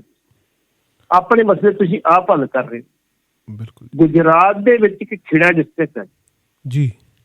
ਇਹ 1980 ਦੀ ਮੈਂ ਗੱਲ ਕਰਾਂ ਜਦੋਂ ਮੈਂ ਉੱਥੇ ਸੀ ਜੀ। ਬਕਾਇਦਾ ਤੌਰ ਤੇ ਉਹ ਖੇੜਾ ਡਿਸਟ੍ਰਿਕਟ ਬਾਰੇ ਕਹਿੰਦੇ ਉੱਥੋਂ ਦੇ ਲੋਕ ਇੰਨੇ ਕੁ ਹੈਗੇ ਵੀ ਪੁਲਿਸ ਨੂੰ ਬਿਲਕੁਲ ਕੋਆਪਰੇਟ ਨਹੀਂ ਕਰਦੇ। ਜੇ ਕੋਈ ਪੁਲਿਸ ਇਹਦੇ ਘਰ ਰੇਡ ਕਰਦੀ ਤਾਂ ਉਹਦੀ ਮਦਦ ਕਰਦੇ। ਬੰਦੇ ਜੀ ਤੁਸੀਂ ਕਿਵੇਂ ਰੇਡ ਕੀਤਾ ਨਹੀਂ, ਕਿਉਂ ਫੜਨਾ, ਤੁਸੀਂ ਆ ਕੇ ਬਦਲ ਲਗਾ ਲੈਂਦੇ ਹੋ ਜੀ। ਤੇ ਜੇ ਕਿਸੇ ਨੇ ਗਲਤ ਕੰਮ ਕੀਤਾ ਤੇ ਪੁਲਿਸ ਨੂੰ ਫੜ ਕੇ ਲੈ ਗਈ ਤੇ ਫਿਰ ਉਹਦਾ ਸਾਰੇ ਸਮੁੱਚੇ ਬਾਈਕਾਟ ਕਰ ਦਿੱਤਾ ਜਾਂਦਾ। ਉਹ ਬੰਦਾ ਮੁੜ ਕੇ ਉੱਥੇ ਰਹਿ ਨਹੀਂ ਸਕਦਾ, ਉਹਨੂੰ ਕੋਈ ਹੋਰ ਥਾਂ ਲੱਭਣੀ ਪੈਂਦੀ ਜੀ। ਇਹੋ ਜਿਹੇ ਸਤਿਯੁਗੀ ਲੋਕ ਵੀ ਹੈਗੇ ਆ ਜਿਹੜੇ ਰੱਬ ਨੂੰ ਮੰਨਣ ਵਾਲੇ ਆ, ਸੱਚ ਤੇ ਪਹਿਰਾ ਦੇਣ ਵਾਲੇ ਆ। ਉਹ ਨਾਨਕ ਸਾਗਰ ਪਿੰਡ, ਉਹਦਾ ਪਿੰਡ ਦਾ ਨਾਂ ਹੀ ਨਾਨਕ ਸਾਗਰ ਆ ਜੀ। ਜਿਹੜਾ ਸਾਗਰ ਆ ਉਹ ਤੁਹਾਨੂੰ ਪਤਾ ਸਾਗਰ ਸਾਗਰ ਹੀ ਹੁੰਦਾ ਜੀ। ਬਿਲਕੁਲ ਜੀ। ਅਗਲਾ ਲਖੀਮਪੁਰ ਖੀਰੀ ਕਾਂਡ ਦੀਆਂ ਧਾਰਾਵਾਂ 'ਚ ਕਹਿੰਦੇ ਵਾਧਾ ਕਰ ਦਿੱਤਾ ਗਿਆ। ਕਤਲ ਤੇ ਇਰਾਦਾ ਕਤਲ ਦਾ ਮੁਕੱਦਮਾ ਵੀ ਨਾਲ ਚੱਲੂਗਾ ਜੀ। ਲਖੀਮਪੁਰ ਖੀਰੀ ਬਾਰੇ ਕੀ ਅਪਡੇਟਸ ਆ ਪੱਟੀ ਸਾਹਿਬ? ਲਖੀਮਪੁਰ ਖੀਰੀ ਬਾਰੇ ਬਕਾਇਦਾ ਤੌਰ ਤੇ ਸਿੱਟ ਨੇ ਆਪਣੀ ਰਿਪੋਰਟ ਪੇਸ਼ ਕੀਤੀ ਅੱਜ ਕੋਰਟ ਦੇ ਵਿੱਚ, ਸੀਜੀਐਮ ਜੀ। ਉਹਨੂੰ ਕਿਹਾ ਜੀ ਆਹ ਕੇਸ ਹੈਗੀ ਆ ਤੇ ਇਹ ਬਕਾਇਦਾ ਤੌਰ ਤੇ ਇਸ ਕੇਸ 'ਚ ਇਨਵੈਸਟੀਗੇਸ਼ਨ ਕਰਨ ਤੇ ਪਤਾ ਲੱਗਾ ਕਿ ਇਹ ਕਤਲ ਤੇ ਇਰਾਦਾ ਕਤਲ ਹੀ ਬਣਦੇ। ਉਹਦੇ ਵਿੱਚ ਤੁਹਾਨੂੰ ਪਤਾ ਸੀ 8 ਬੰਦੇ ਮਾਰੇ ਗਏ ਸੀ, ਜਿਹਦੇ 'ਚ ਇੱਕ ਪੱਤਰਕਾਰ ਸੀ, 3 ਕਿਸਾਨ ਸੀ ਤੇ 4 ਕਿਸਾਨ ਸੀ, 3 ਬੰਦੇ ਹੋਰ ਸੀ, ਜਿਨ੍ਹਾਂ ਬਾਰੇ ਇਹ ਕਹਿੰਦੇ ਸੀ ਵੀ ਸਾਡੇ ਆਪਣੇ ਭਾਜਪਾ ਦੇ ਬੰਦੇ ਸੀ। ਕੋਈ ਕਿਸੇ ਨੇ ਭਾਜਪਾ ਦੀ ਹਾਮੀ ਨਹੀਂ ਸੀ ਬਰੀ ਪਰਿਵਾਰ ਵਾਲਿਆਂ ਦੀ, ਸਾਡੇ ਬੰਦੇ ਭਾਜਪਾ ਦੇ ਨੇ ਜੀ। ਹੁਣ ਅਗਲੀ ਗੱਲ ਕਰਦੇ ਕਿ ਅੱਜ ਸਿੱਟ ਨੇ ਜਾਂਚ ਕੀਤੀ ਆ, ਹਾਲੀ ਕਿ ਮੁੰਡਾ ਜਿਹੜਾ ਆਸ਼ੀਸ਼ ਮਿਸ਼ਰਾ, ਉਹਦਾ ਫਾਦਰ ਜਿਹੜਾ ਵਾ ਕੇਂਦਰੀ ਰਾਜ ਗ੍ਰਹਿ ਮੰਤਰੀ ਆ ਜੀ, ਅਜੇ ਮਿਸ਼ਰਾ। ਸਿਰਫ ਇਹ ਜਾਂਚ ਦੀ ਜੇ ਬਾਕੀ ਆ, ਸੁਪਰੀਮ ਕੋਰਟ ਦੀ ਬਾਕੀ ਆ, ਵਕੀਲ ਪੇਸ਼ ਹੋ ਰਿਹਾ, ਤਰੀਕਾ ਪੈ ਰਹੀ, ਉਹਨੂੰ ਕਿਹਾ ਜੀ ਇਹਦਾ ਅਸਤੀਫਾ ਲਓ, ਇਹਨੂੰ ਇੱਥੋਂ ਬਰਖਾਸਤ ਕਰੋ ਤੇ ਇਹਨੂੰ 120 ਚ ਟੰਗੋ, ਇੱਥੇ ਕਿਉਂ ਨਹੀਂ ਰੱਖਦੇ ਤੁਸੀਂ ਜੀ। ਹੁਣ ਉਹਦੇ ਵਿੱਚ ਜਿਹੜਾ ਇਹ ਵਾਅਦਾ ਕੀਤਾ ਗਿਆ, ਪਹਿਲਾਂ 302 326 ਧਾਰਾ ਲਾਈ, ਪਹਿਲਾਂ ਐਕਸੀਡੈਂਟ ਲਾਇਆ ਸੀ, ਐਕਸੀਡੈਂਟ ਹੋਇਆ ਜੀ, ਉਹਦੇ ਵਿੱਚ ਜ਼ਮਾਨਤ ਵੀ ਮਿਲ ਜਾਣੀ ਸੀ, ਸਜ਼ਾ ਵੀ ਥੋੜੀ ਸੀ। ਹੁਣ ਇਸ ਕੇਸ ਦੇ ਵਿੱਚ ਘੱਟੋ ਘੱਟ 20 ਸਾਲ ਮਤਲਬ ਉਮਰ ਕੈਦ ਸਜ਼ਾ ਹੈਗੀ ਹੈ ਤੇ ਜ਼ਮਾਨਤ ਨਹੀਂ ਮਿਲੀ ਜੀ। ਅੱਜ ਉਹਨਾਂ ਦੇ ਵਕੀਲ ਨੇ ਕਾਫੀ ਵਿਰੋਧ ਕੀਤਾ, ਲੇਕਿਨ ਸਿੱਟ ਨੇ ਇਨਵੈਸਟੀਗੇਸ਼ਨ ਕੀਤੀ। ਬੰਦਾ ਇਨਵੈਸਟੀਗੇਸ਼ਨ ਕਰ ਰਿਹਾ, ਕੋਈ ਗੱਲ ਥੋੜੀ ਕਰੂਗੀ। ਬਿਲਕੁਲ ਅਸੀਂ ਸੋਚਦੇ ਵੀ ਬੜੀ ਵੱਡੀ ਪ੍ਰਾਪਤੀ ਭਾਵੇਂ ਸੁਪਰੀਮ ਕੋਰਟ ਦੇ ਡੰਡੇ ਤੇ ਡਰਦੇ ਕੀਤੀ ਗਈ ਆ, ਲੇਕਿਨ ਇੱਕ ਬੜੀ ਵੱਡੀ ਪ੍ਰਾਪਤੀ ਆ ਕਿ ਸਰਕਾਰ ਆਪਣੀ ਘਰ ਦੀ ਹੋਵੇ ਤੇ ਕੇਂਦਰੀ ਗ੍ਰਹਿ ਮੰਤਰੀ ਹੋਵੇ ਤੇ ਸਾਡੀ ਪੁਲਿਸ ਦੇ ਅੰਡਰ ਹੋਵੇ ਤੇ ਫਿਰ ਵੀ ਉਹਦੇ ਖਿਲਾਫ ਮੁਕੱਦਮਾ 302 ਤੋਂ 26 ਦਾ ਦਰਜ ਹੋਈ, ਬੜੀ ਵੱਡੀ ਗੱਲ ਹੈ। ਬਿਲਕੁਲ ਜੀ, ਉਹਦਾ ਤੁਹਾਨੂੰ ਕਾਰਨ ਦੱਸਣਾ ਚਾਹੁੰਦਾ, ਇਨਸਾਫ ਮਿਲਣ ਦਾ, ਉਹ ਬੇਕਸੂਰ ਪਰਿਵਾਰਾਂ ਨੂੰ ਇਨਸਾਫ ਮਿਲਣ ਦਾ ਪੂਰਾ ਰਸਤਾ ਜਿਹੜਾ ਇਨਸਾਫ। ਬਿਲਕੁਲ ਬਿਲਕੁਲ ਬਿਲਕੁਲ। ਜੋਗੀ ਜੀ ਤੇ ਮਿਸ਼ਰ ਦੀ ਆਪਸ ਵਿੱਚ ਬਣਦੀ ਜੀ, ਇਹ ਵੀ ਇੱਕ ਕਾਰਨ ਦਾ ਹੈਗਾ। ਜੋਗੀ ਹੈਗਾ ਗੁੰਡਾ, ਜਿਹਨੇ ਕਹਿਤਾ ਸੀ ਤੁਸੀਂ ਮੈਨੂੰ ਜਾਣਦੇ ਨਹੀਂ, ਮੈਂ ਕੌਣ, ਮੇਰਾ ਪਿਛੋਕੜ ਨਹੀਂ ਜਾਣਦੇ ਤੁਸੀਂ, ਪਹਿਲਾਂ ਕਹਿਤਾ ਸੀ ਉਹਨੂੰ। ਉਹ ਫਾਸਾ ਵੀ ਉਸਦੇ ਕਰਕੇ ਹੀ ਆ। ਅੱਜ ਦੀ ਕੱਲ ਦੀ ਪਰਸੋਂ ਆਖਰਕਾਰ ਉਹਦੇ ਇਸ ਕੇਸ 'ਚ ਆਉਣਾ ਹੀ ਆਉਣਾ, ਉਹਨੂੰ ਅਗਲਾ ਗ੍ਰਿਫਤਾਰ ਕਰਨਾ ਹੀ ਕਰਨਾ। ਸਰਕਾਰ ਨੂੰ ਬਕਾਇਆ ਤੌਰ ਤੇ ਜੇ ਕੱਢਣਾ ਹੀ ਪੈਣਾ ਉਹਨੂੰ। ਤੁਹਾਨੂੰ ਪਤਾ ਹੋਏਗਾ ਜਦੋਂ ਕੁਲਦੀਪ ਸੈਂਗਰ ਨੇ ਇੱਕ ਲੜਕੀ ਨਾਲ ਬਲਾਤਕਾਰ ਕਰਨ ਤੋਂ ਬਾਅਦ ਉਹਦੇ ਪਿਓ ਨੂੰ ਅੰਦਰ ਕਰਾਤਾ, ਉਹਨੂੰ ਜੇਲ੍ਹ 'ਚ ਮਾਰਤਾ, ਬਾਅਦ 'ਚ ਉਹਦੇ ਪਰਿਵਾਰ ਤੇ ਇੱਕ ਜਾ ਰਹੇ ਸੀਗੇ ਤੇ ਟਰੱਕ ਮਰਵਾ ਕੇ ਉਹਦੀ ਮਾਂ ਮਰਵਾਤੀ, ਉਹਦੀ ਮਾਸੀ ਮਰਵਾਤੀ, ਇੱਦਾਂ ਫਿਰ 3-4 ਕਦੋਂ ਕਰਾਤੇ ਸੀ ਉਹ ਜੀ। ਉਹ ਮਾਮਲਾ ਬੜਾ ਹਾਈ ਫਾਈ ਹੋਇਆ ਸੀ। ਉਹ ਲੜਕੀ ਉਹ ਡਰੀ ਨਹੀਂ, ਫਿਰ ਉਹ ਡਟ ਗਈ, ਫਿਰ ਜੰਗ ਲੜੀ ਉਹਨੇ। ਤੇ ਬੀਜੇਪੀ ਨੇ ਉਹਨੂੰ ਉਹਨਾਂ ਚਿਰ ਨਹੀਂ ਸੀ ਕੱਢਿਆ ਆਪਣੀ ਪਾਰਟੀ ਦੇ ਵਿੱਚੋਂ ਜਿੰਨਾ ਚਿਰ ਤੱਕ ਉਹਨੂੰ ਸਜ਼ਾ ਨਹੀਂ ਸੀ ਹੋਗੀ ਤੇ ਉਹਦੀ ਜਿਹੜੀ ਸੀ ਮੈਂਬਰਸ਼ਿਪ ਜਿਹੜੀ ਸੀ ਵਿਧਾਨ ਸਭਾ ਦੀ MLA ਦੀ ਖਾਰਜ ਨਹੀਂ ਸੀ ਜੀ। ਫਿਰ ਕੱਢਿਆ ਸੀ ਪਾਰਟੀ। ਹੁਣ ਵੀ ਸ਼ਾਇਦ ਬੀਜੇਪੀ ਇਸੇ ਗੱਲ ਦੀ ਉਡੀਕ ਕਰਦੀ ਕਿ ਇਹਦੀ ਗ੍ਰਿਫਤਾਰੀ ਹੋਵੇ ਤੇ ਅੰਦਰ ਜਾਵੇ ਤੇ ਫਿਰ ਕੱਢੀਏ ਇਹਨੂੰ ਅਸੀਂ ਜੀ। ਬਿਲਕੁਲ ਜੀ। ਸ਼੍ਰੋਮਣੀ ਅਕਾਲੀ ਦਲ ਬਾਦਲ ਨੇ ਅੱਜ 101ਵਾਂ ਸਥਾਪਨਾ ਦਿਵਸ ਮਨਾਇਆ ਜੀ। ਉੱਥੇ ਜਗਮੀਤ ਸਿੰਘ ਬਰਾੜ ਜਿਹੜੇ ਕਿਸੇ ਵੇਲੇ ਅਕਾਲੀ ਦਲ ਦੇ ਧੁਰ ਵਿਰੋਧੀ ਹੁੰਦੇ ਸੀਗੇ ਮਾਲਵੇ ਦੇ ਵਿੱਚ, ਅੱਜ ਕੱਲ੍ਹ ਇਹਨਾਂ ਦੇ ਨਾਲ ਨੇ ਤੇ ਮਜੀਠੀਏ ਨੂੰ ਜਥੇਦਾਰ ਮੋਹਨ ਸਿੰਘ ਤੁੜ ਨਾਲ ਤੁਲਨਾ ਕਰਕੇ ਪੇਸ਼ ਕੀਤਾ ਜੀ। ਕਿਵੇਂ ਵੇਖਦੇ ਹੋ ਇਸ ਸੰਦਰਭ ਦੇ ਵਿੱਚ? ਵੇਖੋ ਜੀ, ਜਿੱਥੋਂ ਤੱਕ ਜਗਮੀਤ ਸਿੰਘ ਬਰਾੜ ਦੀ ਗੱਲ ਆ, ਜਗਮੀਤ ਸਿੰਘ ਬਰਾੜ ਬੁਲਾਰਾ ਇੱਕ ਬਹੁਤ ਵਧੀਆ ਜੀ, ਲੇਕਿਨ ਉਮਰ ਦੇ ਤਗਾਜ਼ੇ ਨਾਲ ਉਹਦੀ ਆਵਾਜ਼ ਜਿਹੜੀ ਫੜਫੜਾਉਣ ਲੱਗ ਪਈ ਜੀ। ਬੋਲਦਾ ਜਿਵੇਂ ਫੜਫੜਾਉਣ ਦੀ ਆਵਾਜ਼ ਦੀ ਉਮਰ ਦਾ ਤਗਾਜ਼ਾ। ਦੂਸਰੀ ਚੀਜ਼, ਉਹਨੇ ਜਿਹੜੀ ਉੱਥੇ ਜੋ ਕੁਛ ਵੀ ਕਿਹਾ, ਉਹ ਕਾਫੀ ਕੁਛ ਉਹਨੇ ਉੱਥੇ ਕਿਹਾ। ਉਹਨੇ ਕਿਹਾ ਜੀ ਵੇਖੋ ਇਹ ਜੋ ਕਰ ਰਹੀ ਹੈ ਸਰਕਾਰ ਉਹ ਗਲਤ ਕਰ ਰਹੀ ਹੈ ਜੀ। ਕਹਿੰਦੇ ਵੀ ਸਾਡਾ ਅਕਾਲੀ ਦਲ ਦਾ ਪਿਛੋਕੜ ਕਿੱਦਾਂ ਦਾ ਹੈਗਾ। ਜਦੋਂ ਜੈਤੋ ਦਾ ਮੋਰਚਾ ਲੱਗਾ ਸੀ ਤੇ ਬਕਾਇਦਾ ਤੌਰ ਤੇ ਰਿਪੂਦਮ ਸਿੰਘ ਨਾਭਾ ਜਿਹੜੇ ਸੀ 17 ਸਾਲ ਬਾਅਦ ਜਿਹੜੇ ਰਾਜਾ ਸੀ ਉਹ ਜੇਲ੍ਹ ਚ ਰਹੇ ਸੀ ਜੀ, ਤੇ ਇਨਸਾਫ ਲੈਣਾ ਜੋ ਮਰਜ਼ੀ। ਤੇ ਕਹਿੰਦੇ ਮੋਰਚਾ ਲੱਗਾ ਸੀ ਤੇ ਇੱਕ ਬੀਬੀ ਆਪਣੇ ਸਿਰ ਦੇ ਉੱਤੇ ਜਿਹੜੀ ਸੀ ਉਹ ਬਾਟਲ ਚੁੱਕੀ ਜਾਂਦੀ ਸੀ ਕੋਏ ਦਾ ਜੀ, ਤੇ ਨਾਲ ਉਹਨੇ ਆਪਣਾ ਬੱਚਾ ਚੁੱਕਿਆ ਸੀ। ਜਦੋਂ ਬੱਚਾ ਚੁੱਕਿਆ ਸੀ ਤੇ ਉਹ ਕਹਿੰਦੀ ਤੇ ਕਿੱਥੇ ਜਾ ਰਹੇ ਹੋ? ਉਹਨਾਂ ਦੱਸਿਆ ਪੈਂਦਾ ਏਦਾਂ ਮੋਰਚਾ ਲੱਗਾ ਤੇ ਮੋਰਚੇ ਤੇ ਜਾ ਰਹੇ, ਤੇ ਉਹਨੇ ਬੱਟਲ ਸੁੱਟਿਆ ਤੇ ਨਾਲ ਤੁਰ ਪਈ, ਤੇਰੇ ਨਾਲ ਚੱਲ ਰਹੀ ਜੀ। ਅੱਗੇ ਜਾ ਕੇ ਉਹ ਕਹਿੰਦੀ ਬੀਬੀ ਇਹ ਤੇ ਗੋਲੀ ਖਾਣੀ ਪੈਣੀ ਆ ਸ਼ਹੀਦਾਂ ਨੇ, ਫਿਰ ਕੀ ਹੋਇਆ? ਜੇ ਪੰਥ ਤੇ ਗੁਰੂ ਗ੍ਰੰਥ ਲਈ ਮੈਨੂੰ ਮਰਨਾ ਪਊ ਤਾਂ ਕੋਈ ਚਿੰਤਾ ਨਹੀਂ ਹੈਗੀ ਜੀ। ਉਹ ਬੀਬੀ ਜਿਹੜੇ ਪਹਿਲੇ 5 ਬੰਦੇ ਗਏ ਅੱਗੇ, ਉਹਦੇ ਚ ਨਾਂ ਪਵਾ ਲਾ, ਮੇਰਾ ਨਾਂ ਪਾਓ। ਅਗਲੇ ਪਾਸੇ ਗੋਲੀ ਚੱਲੀ ਤੇ ਉਹ ਜਿਹੜਾ ਬੱਚਾ ਕੁਛੜ ਸੀ ਉਹਨੂੰ ਗੋਲੀ ਵੱਜ ਗਈ ਤੇ ਬੀਬੀ ਜਿਹੜੀ ਸੀ ਉਹ ਬੱਚੇ ਨੂੰ ਉੱਥੇ ਲੰਮੇ ਪਾ ਕੇ ਉੱਤੇ ਆਪਣੀ ਅੱਧੀ ਚੁੰਨੀ ਪਾੜ ਕੇ ਦੇਖ ਕੇ ਅੱਗੇ ਫਿਰ ਤੁਰਕੀ ਨਾਲ ਚੱਲਾ ਚੁੱਕੇ ਤਾਂ ਨਾਲ ਚੱਲਦੇ ਜੀ। ਕਹਿੰਦਾ ਇਹ ਅਕਾਲੀ ਦਲ ਦੇ ਵਰਕਰਾਂ 'ਚ ਇੰਨਾ ਜਜ਼ਬਾ ਸੀਗਾ ਜੰਗ ਦਾ ਜੀ। ਜਿੰਨੀਆਂ ਲੜਾਈਆਂ ਅੱਜ ਤੱਕ ਅਕਾਲੀ ਦਲ ਲੜੀਆਂ, ਜਦੋਂ ਹੁਣ ਤੱਕ ਕਾਂਗਰਸ ਤੋਂ ਦੂਸਰੀ ਵੱਡੀ ਪਾਰਟੀ ਹੈ, ਪੁਰਾਣੀ ਪਾਰਟੀ ਹੈ ਅਕਾਲੀ ਦਲ ਜੀ, ਉਹਨਾਂ ਕਾ ਜੀ ਬੜੀ ਵੱਡੀ ਪਾਰਟੀ, ਲੇਕਿਨ ਅੱਜ ਇਹਦਾ ਇੰਨਾ ਕੁ ਸਿਆਸੀ ਕਰ ਹੋ ਚੱਲਾ ਕਹਿੰਦਾ ਬਿਕਰਮ ਸਿੰਘ ਮਜੀਠੀ ਨੇ ਕਿतना ਕੀਤਾ ਜੀ। ਕਦੀ ਕਹਿੰਦੇ ਬਿਕਰਮ ਮਜੀਠੀ ਨੂੰ ਅੰਦਰ ਕਰ ਦੇਣਾ, ਕਦੀ ਸੁਖਬੀਰ ਨੂੰ ਅੰਦਰ ਕਰ ਦੇਣਾ। ਕਹਿੰਦਾ ਬਿਕਰਮ ਸਿੰਘ ਮਜੀਠੀ ਵਾਲੀ ਤੇ ਗੱਲ ਇਹ ਬਣੀ ਵੀ ਜਥੇਦਾਰ ਮੋਹਨ ਸਿੰਘ ਟੋੜ ਹੁੰਦੇ ਸੀ ਜੀ, ਜਿਨ੍ਹਾਂ ਦੇ ਇੱਥੇ ਜਿਹੜੇ ਆ ਜਵਾਈ ਬੈਠੇ ਨੇ ਆਪਣੇ ਵਰਸਾ ਸਿੰਘ ਛੋਟੇਪੁਰ, ਉਹਨਾਂ ਨੂੰ ਸਾਰਾ ਪਤਾ ਹੈਗਾ। ਉਹਨਾਂ ਨਾਲ ਵੀ ਸਰਕਾਰ ਇਸੇ ਤਰ੍ਹਾਂ ਕਰਦੀ ਸੀ, ਲੇਕਿਨ ਉਹ ਤੇ ਚਮਕਦੇ ਲੇਕਿਨ ਸਰਕਾਰਾਂ ਵਾਲੇ ਨਹੀਂ ਲੱਭੇ ਤੱਕ। ਤੇ ਮੈਂ ਸੋਚਦਾ ਵੀ ਬਿਕਰਮ ਸਿੰਘ ਮਜੀਠੀਆ ਦੀ ਜਥੇਦਾਰ ਮੋਹਨ ਸਿੰਘ ਤੁਲਨਾ ਕਰਨੀ ਕੋਈ ਵਧੀਆ ਗੱਲ ਨਹੀਂ ਸੀ ਜੀ। ਕੋਈ ਹੋਰ ਵੀ ਲੱਭਿਆ ਜਾ ਸਕਦਾ ਸੀਗਾ। ਦੂਸਰੇ ਪਾਸੇ ਸਰਦਾਰ ਪ੍ਰਕਾਸ਼ ਸਿੰਘ ਬਾਦਲ ਨੇ ਕੀ ਕਿਹਾ ਜੀ, ਇਸ ਪੂਰੀ ਬਕਾਇਦਾ ਤੌਰ ਤੇ ਜਿੰਨੀ ਉੱਥੇ ਇਹਨਾਂ ਦੀ ਅੱਜ ਹੋਈ ਹੈ, ਰੈਲੀ ਹੋਈ ਹੈ ਜੀ, ਜਨਤਾ ਕਿੰਨੀ ਸੀ ਕਿੰਨੀ ਨਹੀਂ ਇਹਦੇ ਬਾਰੇ ਮੈਨੂੰ ਕੋਈ ਜਾਣਕਾਰੀ ਨਹੀਂ। ਇਹ 4 ਲੱਖ ਬੰਦਾ ਕਹਿੰਦੇ ਸੀ ਇਕੱਠਾ ਹੋ ਗਿਆ, ਤੇ 4 ਲੱਖ ਇਕੱਠਾ ਹੋ ਗਿਆ ਤੇ ਮੈਂ ਸੋਚਦਾ ਤੇ ਫਿਰ ਸਰਕਾਰ ਅਗਲੀ ਕਾਲੀ ਦੀ ਪੱਕੀ ਹੈ ਜੀ। ਜਿੱਦੇ 40,000 ਹੋਇਆ ਵਾ ਫਿਰ ਭਾਈ ਮਿਹਨਤ ਕਰਨੀ ਪਊ ਵੱਧ ਜਾਂਦੀ ਜੀ। ਸਰਦਾਰ ਪ੍ਰਕਾਸ਼ ਸਿੰਘ ਬਾਦਲ ਨੇ ਕਿਹਾ ਜੀ ਵੇਖੋ ਮੈਂ ਤਾਂ ਹਮੇਸ਼ਾ ਬੱਧਾ ਰਿਹਾ ਹੁਕਮ ਦਾ, ਮੈਨੂੰ ਜਿੱਥੇ ਵੀ ਹੁਕਮ ਕਰੋਗੇ, ਜਿੱਥੇ ਵੀ ਪਾਰਟੀ ਹੁਕਮ ਕਰੀ, ਪ੍ਰਧਾਨ ਹੁਕਮ ਕਰੂਗਾ, ਮੈਂ ਉੱਥੇ ਹੀ ਕੰਮ ਕਰੀ ਜਾਊਂਗਾ ਜੀ। ਲੇਕਿਨ ਸਾਡਾ ਜਿਹੜਾ ਸ਼੍ਰੋਮਣੀ ਅਕਾਲੀ ਦਲ ਤੇ ਬਸਪਾ ਦਾ ਪਹਿਲਾਂ ਵੀ ਗੱਠਜੋੜ ਰਿਹਾ ਸੀ, ਅਸੀਂ ਚੰਗੀ ਪ੍ਰਾਪਤੀ ਕੀਤੀ ਸੀ ਇਹਦੇ ਵਿੱਚ ਜੀ। ਸੁਖਬੀਰ ਸਿੰਘ ਬਾਦਲ ਨੇ ਵੀ ਬੜੇ ਐਲਾਨ ਕੀਤੇ ਆ, ਬੜਾ ਕੁਛ ਕਿਹਾ, ਪੈਨਸ਼ਨਾਂ ਫ੍ਰੀ ਦੇ ਦਿਆਂਗੇ, ਬੀਬੀਆਂ ਨੂੰ 2,000 ਰੁਪਏ ਮਹੀਨਾ ਦੇ ਦਿਆਂਗੇ, ਬੜਾ ਕੁਛ ਕਿਹਾ ਜੀ। ਮਮਤਾ ਬੈਨਰਜੀ ਨੇ ਜਾ ਕੇ ਕਹਿਤਾ ਜੀ ਗੋਆ ਦੇ ਵਿੱਚ ਅਸੀਂ ਬੀਬੀਆਂ ਨੂੰ 5,000 ਰੁਪਏ ਮਹੀਨਾ ਦੇਂਗੇ ਜਿਹੜਾ ਜੇਬ ਖਰਚਾ ਜੀ। ਤੇ ਜੇ ਉਹਦਾ ਸਰ ਬੀਬੀ ਦਾ ਸਾਰਾ ਹਿਸਾਬ ਲਾ ਲਓ ਤੇ ਉਹਨਾਂ ਬਜਟ ਨਹੀਂ ਉੱਥੋਂ ਦਾ ਹੈਗਾ ਸਰਕਾਰ ਦਾ, ਜਿਹੜੇ ਕਿੱਥੋਂ ਇਸ ਕਰਕੇ ਇਹ ਜਿਹੜੇ ਐਲਾਨ ਕੀਤੇ ਜਾ ਰਹੇ ਇਹ ਐਲਾਨ ਨਹੀਂ ਕੀਤੇ ਜਾਣੇ ਚਾਹੀਦੇ। ਜਿਹੜਾ ਪਿਛਲੇ ਤੁਸੀਂ ਐਲਾਨ ਕੀਤੇ ਉਹਦਾ ਹਿਸਾਬ ਕਿਤਾਬ ਦੇ ਦਿਓ ਵੀ ਅਸੀਂ ਆਹ ਕੁਛ ਕੀਤਾ, ਉਹ ਤਾਂ ਤੁਸੀਂ ਦਿੰਦੇ ਨਹੀਂ, ਗਾਹ ਤੁਸੀਂ ਐਲਾਨ ਕਰੀ ਜਾਂਦੇ ਹੋ। ਇਸ ਕਰਕੇ ਉਹ ਰੈਲੀ ਰਹੀ ਹੈ, ਕਾਫੀ ਰੈਲੀ ਮਜ਼ਬੂਤ ਰਹੀ ਹੈ। ਬਕਾਇਦਾ ਉੱਥੇ ਆਪਣੇ ਭੁੰਦੜ ਸਾਹਿਬ ਵੀ ਆਏ ਨੇ, ਉੱਥੇ ਸਾਡੇ ਜਿਹੜੇ ਸ਼੍ਰੋਮਣੀ ਕਮੇਟੀ ਦੇ ਪ੍ਰਧਾਨ ਨੇ ਹਰਜਿੰਦਰ ਸਿੰਘ ਧਾਮੀ ਉਹ ਵੀ ਗਏ ਨੇ, ਉਹਨਾਂ ਨੇ ਆਪਣੀ 2-4 ਗੱਲਾਂ ਕਹੀਆਂ ਨੇ। ਬਹੁਤ ਹੀ ਲੰਮੀ ਗੱਲ ਕੀਤੀ ਜਾਣਾ, ਉਹ ਗੱਲਾਂ ਸਾਰੀਆਂ ਇੱਕੋ ਹੀ ਸਾਰੀਆਂ ਨਹੀਂ ਹੈਗੀਆਂ, ਕੋਈ ਬਹੁਤਾ ਫਰਕ ਨਹੀਂ ਹੈਗਾ। ਲੇਕਿਨ ਮੈਨੂੰ ਥੋੜਾ ਜਿਹਾ ਇਸ ਗੱਲ ਤੇ ਗੱਲਾਂ ਸੀ ਕਿ ਜਿਹੜੀ ਜਗਮੀਤ ਸਿੰਘ ਵਰਗੇ ਸਿਆਣੇ ਬੰਦੇ ਨੇ ਮਜੀਠੀਆ ਦੀ ਤੁਲਨਾ ਜਥੇਦਾਰ ਮੋਹਨ ਸਿੰਘ ਟੋੜ ਨਾਲ ਕੀਤੀ ਹੈ, ਜੇ ਕੀਤੀ ਹੈ ਤੇ ਉਹਦੇ ਚ ਉਹਨਾਂ ਦਾ ਕੀ ਰਾਜ ਸੀ ਤੇ ਉਹ ਦੱਸ ਸਕਦੇ। ਕਿ ਮੈਨੂੰ ਜ਼ਰੂਰ ਮਹਿਸੂਸ ਹੋਇਆ ਕਿ ਇਹ ਜਥੇਦਾਰ ਮੋਹਨ ਸਿੰਘ ਦੀ ਤੁਲਨਾ ਨਹੀਂ ਬਣ ਗਈ ਜੀ। SK ਅਸਥਾਨਾ ਸਾਹਿਬ ਛੁੱਟੀ ਤੇ ਚਲੇ ਗਏ ਆ ਜੀ, ਤੇ ਡਰੱਗ ਕੇਸ ਦੀ ਐਂ ਲੱਗਦਾ ਜਿਵੇਂ ਫੂਕ ਹੀ ਨਿਕਲ ਗਈ ਹੈ। ਸਾਰੇ ਕੇਸ ਦਾ ਕਹਿੰਦੇ ਪਹਿਲਾਂ ਹੀ ਹੋ ਚੁੱਕਿਆ ਫੈਸਲਾ, ਇਹਦੇ ਬਾਰੇ ਕੀ ਅਪਡੇਟ? ਡਰੱਗ ਕੇਸ ਬਾਰੇ ਜੀ ਦਲਬੀਰ ਜੀ ਆਪਾਂ ਇਸੇ ਮੰਚ ਦੇ ਉੱਤੋਂ ਜਦੋਂ 1 ਤਰੀਕ 2 ਤਰੀਕ ਪਈ ਸੀ ਨਾ, ਉਦੋਂ ਕਹਿਤਾ ਸੀ ਕਿ ਹੁਣ ਖੂਬ ਖਾਤੇ ਰਿਪੋਰਟ ਪਾਉ। ਬਿਲਕੁਲ ਮੈਨੂੰ ਯਾਦ ਆ ਜੀ। ਇਹਦੇ ਵਿੱਚ ਬਕਾਇਦਾ ਤੌਰ ਤੇ ਬੜੇ ਫੰਨੀਆਂ ਸੱਪਾਂ ਦੇ ਨਾਮ ਆ, ਤੇ ਅਸਥਾਨਾ ਸਾਹਿਬ ਕਹਿ ਗਏ ਨੇ ਆਪਣੀ ਰਿਪੋਰਟ ਲੈ ਕੇ ਨੇ ਕਿ ਇਹਦੇ ਉੱਤੇ ਪਹਿਲਾਂ ਹੀ ਕੋਰਟਾਂ ਡਿਸਾਈਡ ਕਰ ਚੁੱਕੀਆਂ, ਜੇ ਦੁਬਾਰਾ ਕੇਸ ਖੋਲਣਾ ਤੇ ਕੋਰਟ ਨੂੰ ਪੁੱਛਣਾ ਪਊ ਜੀ। ਜੇ ਕਰ ਚੁੱਕੀਆਂ ਤੇ ਫਿਰ ਸਰਕਾਰਾਂ ਮੱਥਾ ਕਿਉਂ ਮਾਰ ਰਹੀਆਂ ਨੇ ਉੱਥੇ ਜਾ ਕੇ? ਜੀ ਤੁਹਾਨੂੰ ਪਤਾ ਹੋਏਗਾ ਐਕਸ਼ਨ ਟੇਕਨ ਰਿਪੋਰਟ ਦੇ ਵਿੱਚ ਸਾਪੜ ਕੀਤੀ ਗਈ, ਅਜੇ ਤੱਕ ਉਹ ਰਿਪੋਰਟ ਬਾਰੇ ਕੱਖ ਨਹੀਂ ਪਤਾ ਲੱਗਣ ਡਿਆ ਰਿਪੋਰਟ ਕੀ ਲਿਖਿਆ ਕੀ ਨਹੀਂ ਲਿਖਿਆ।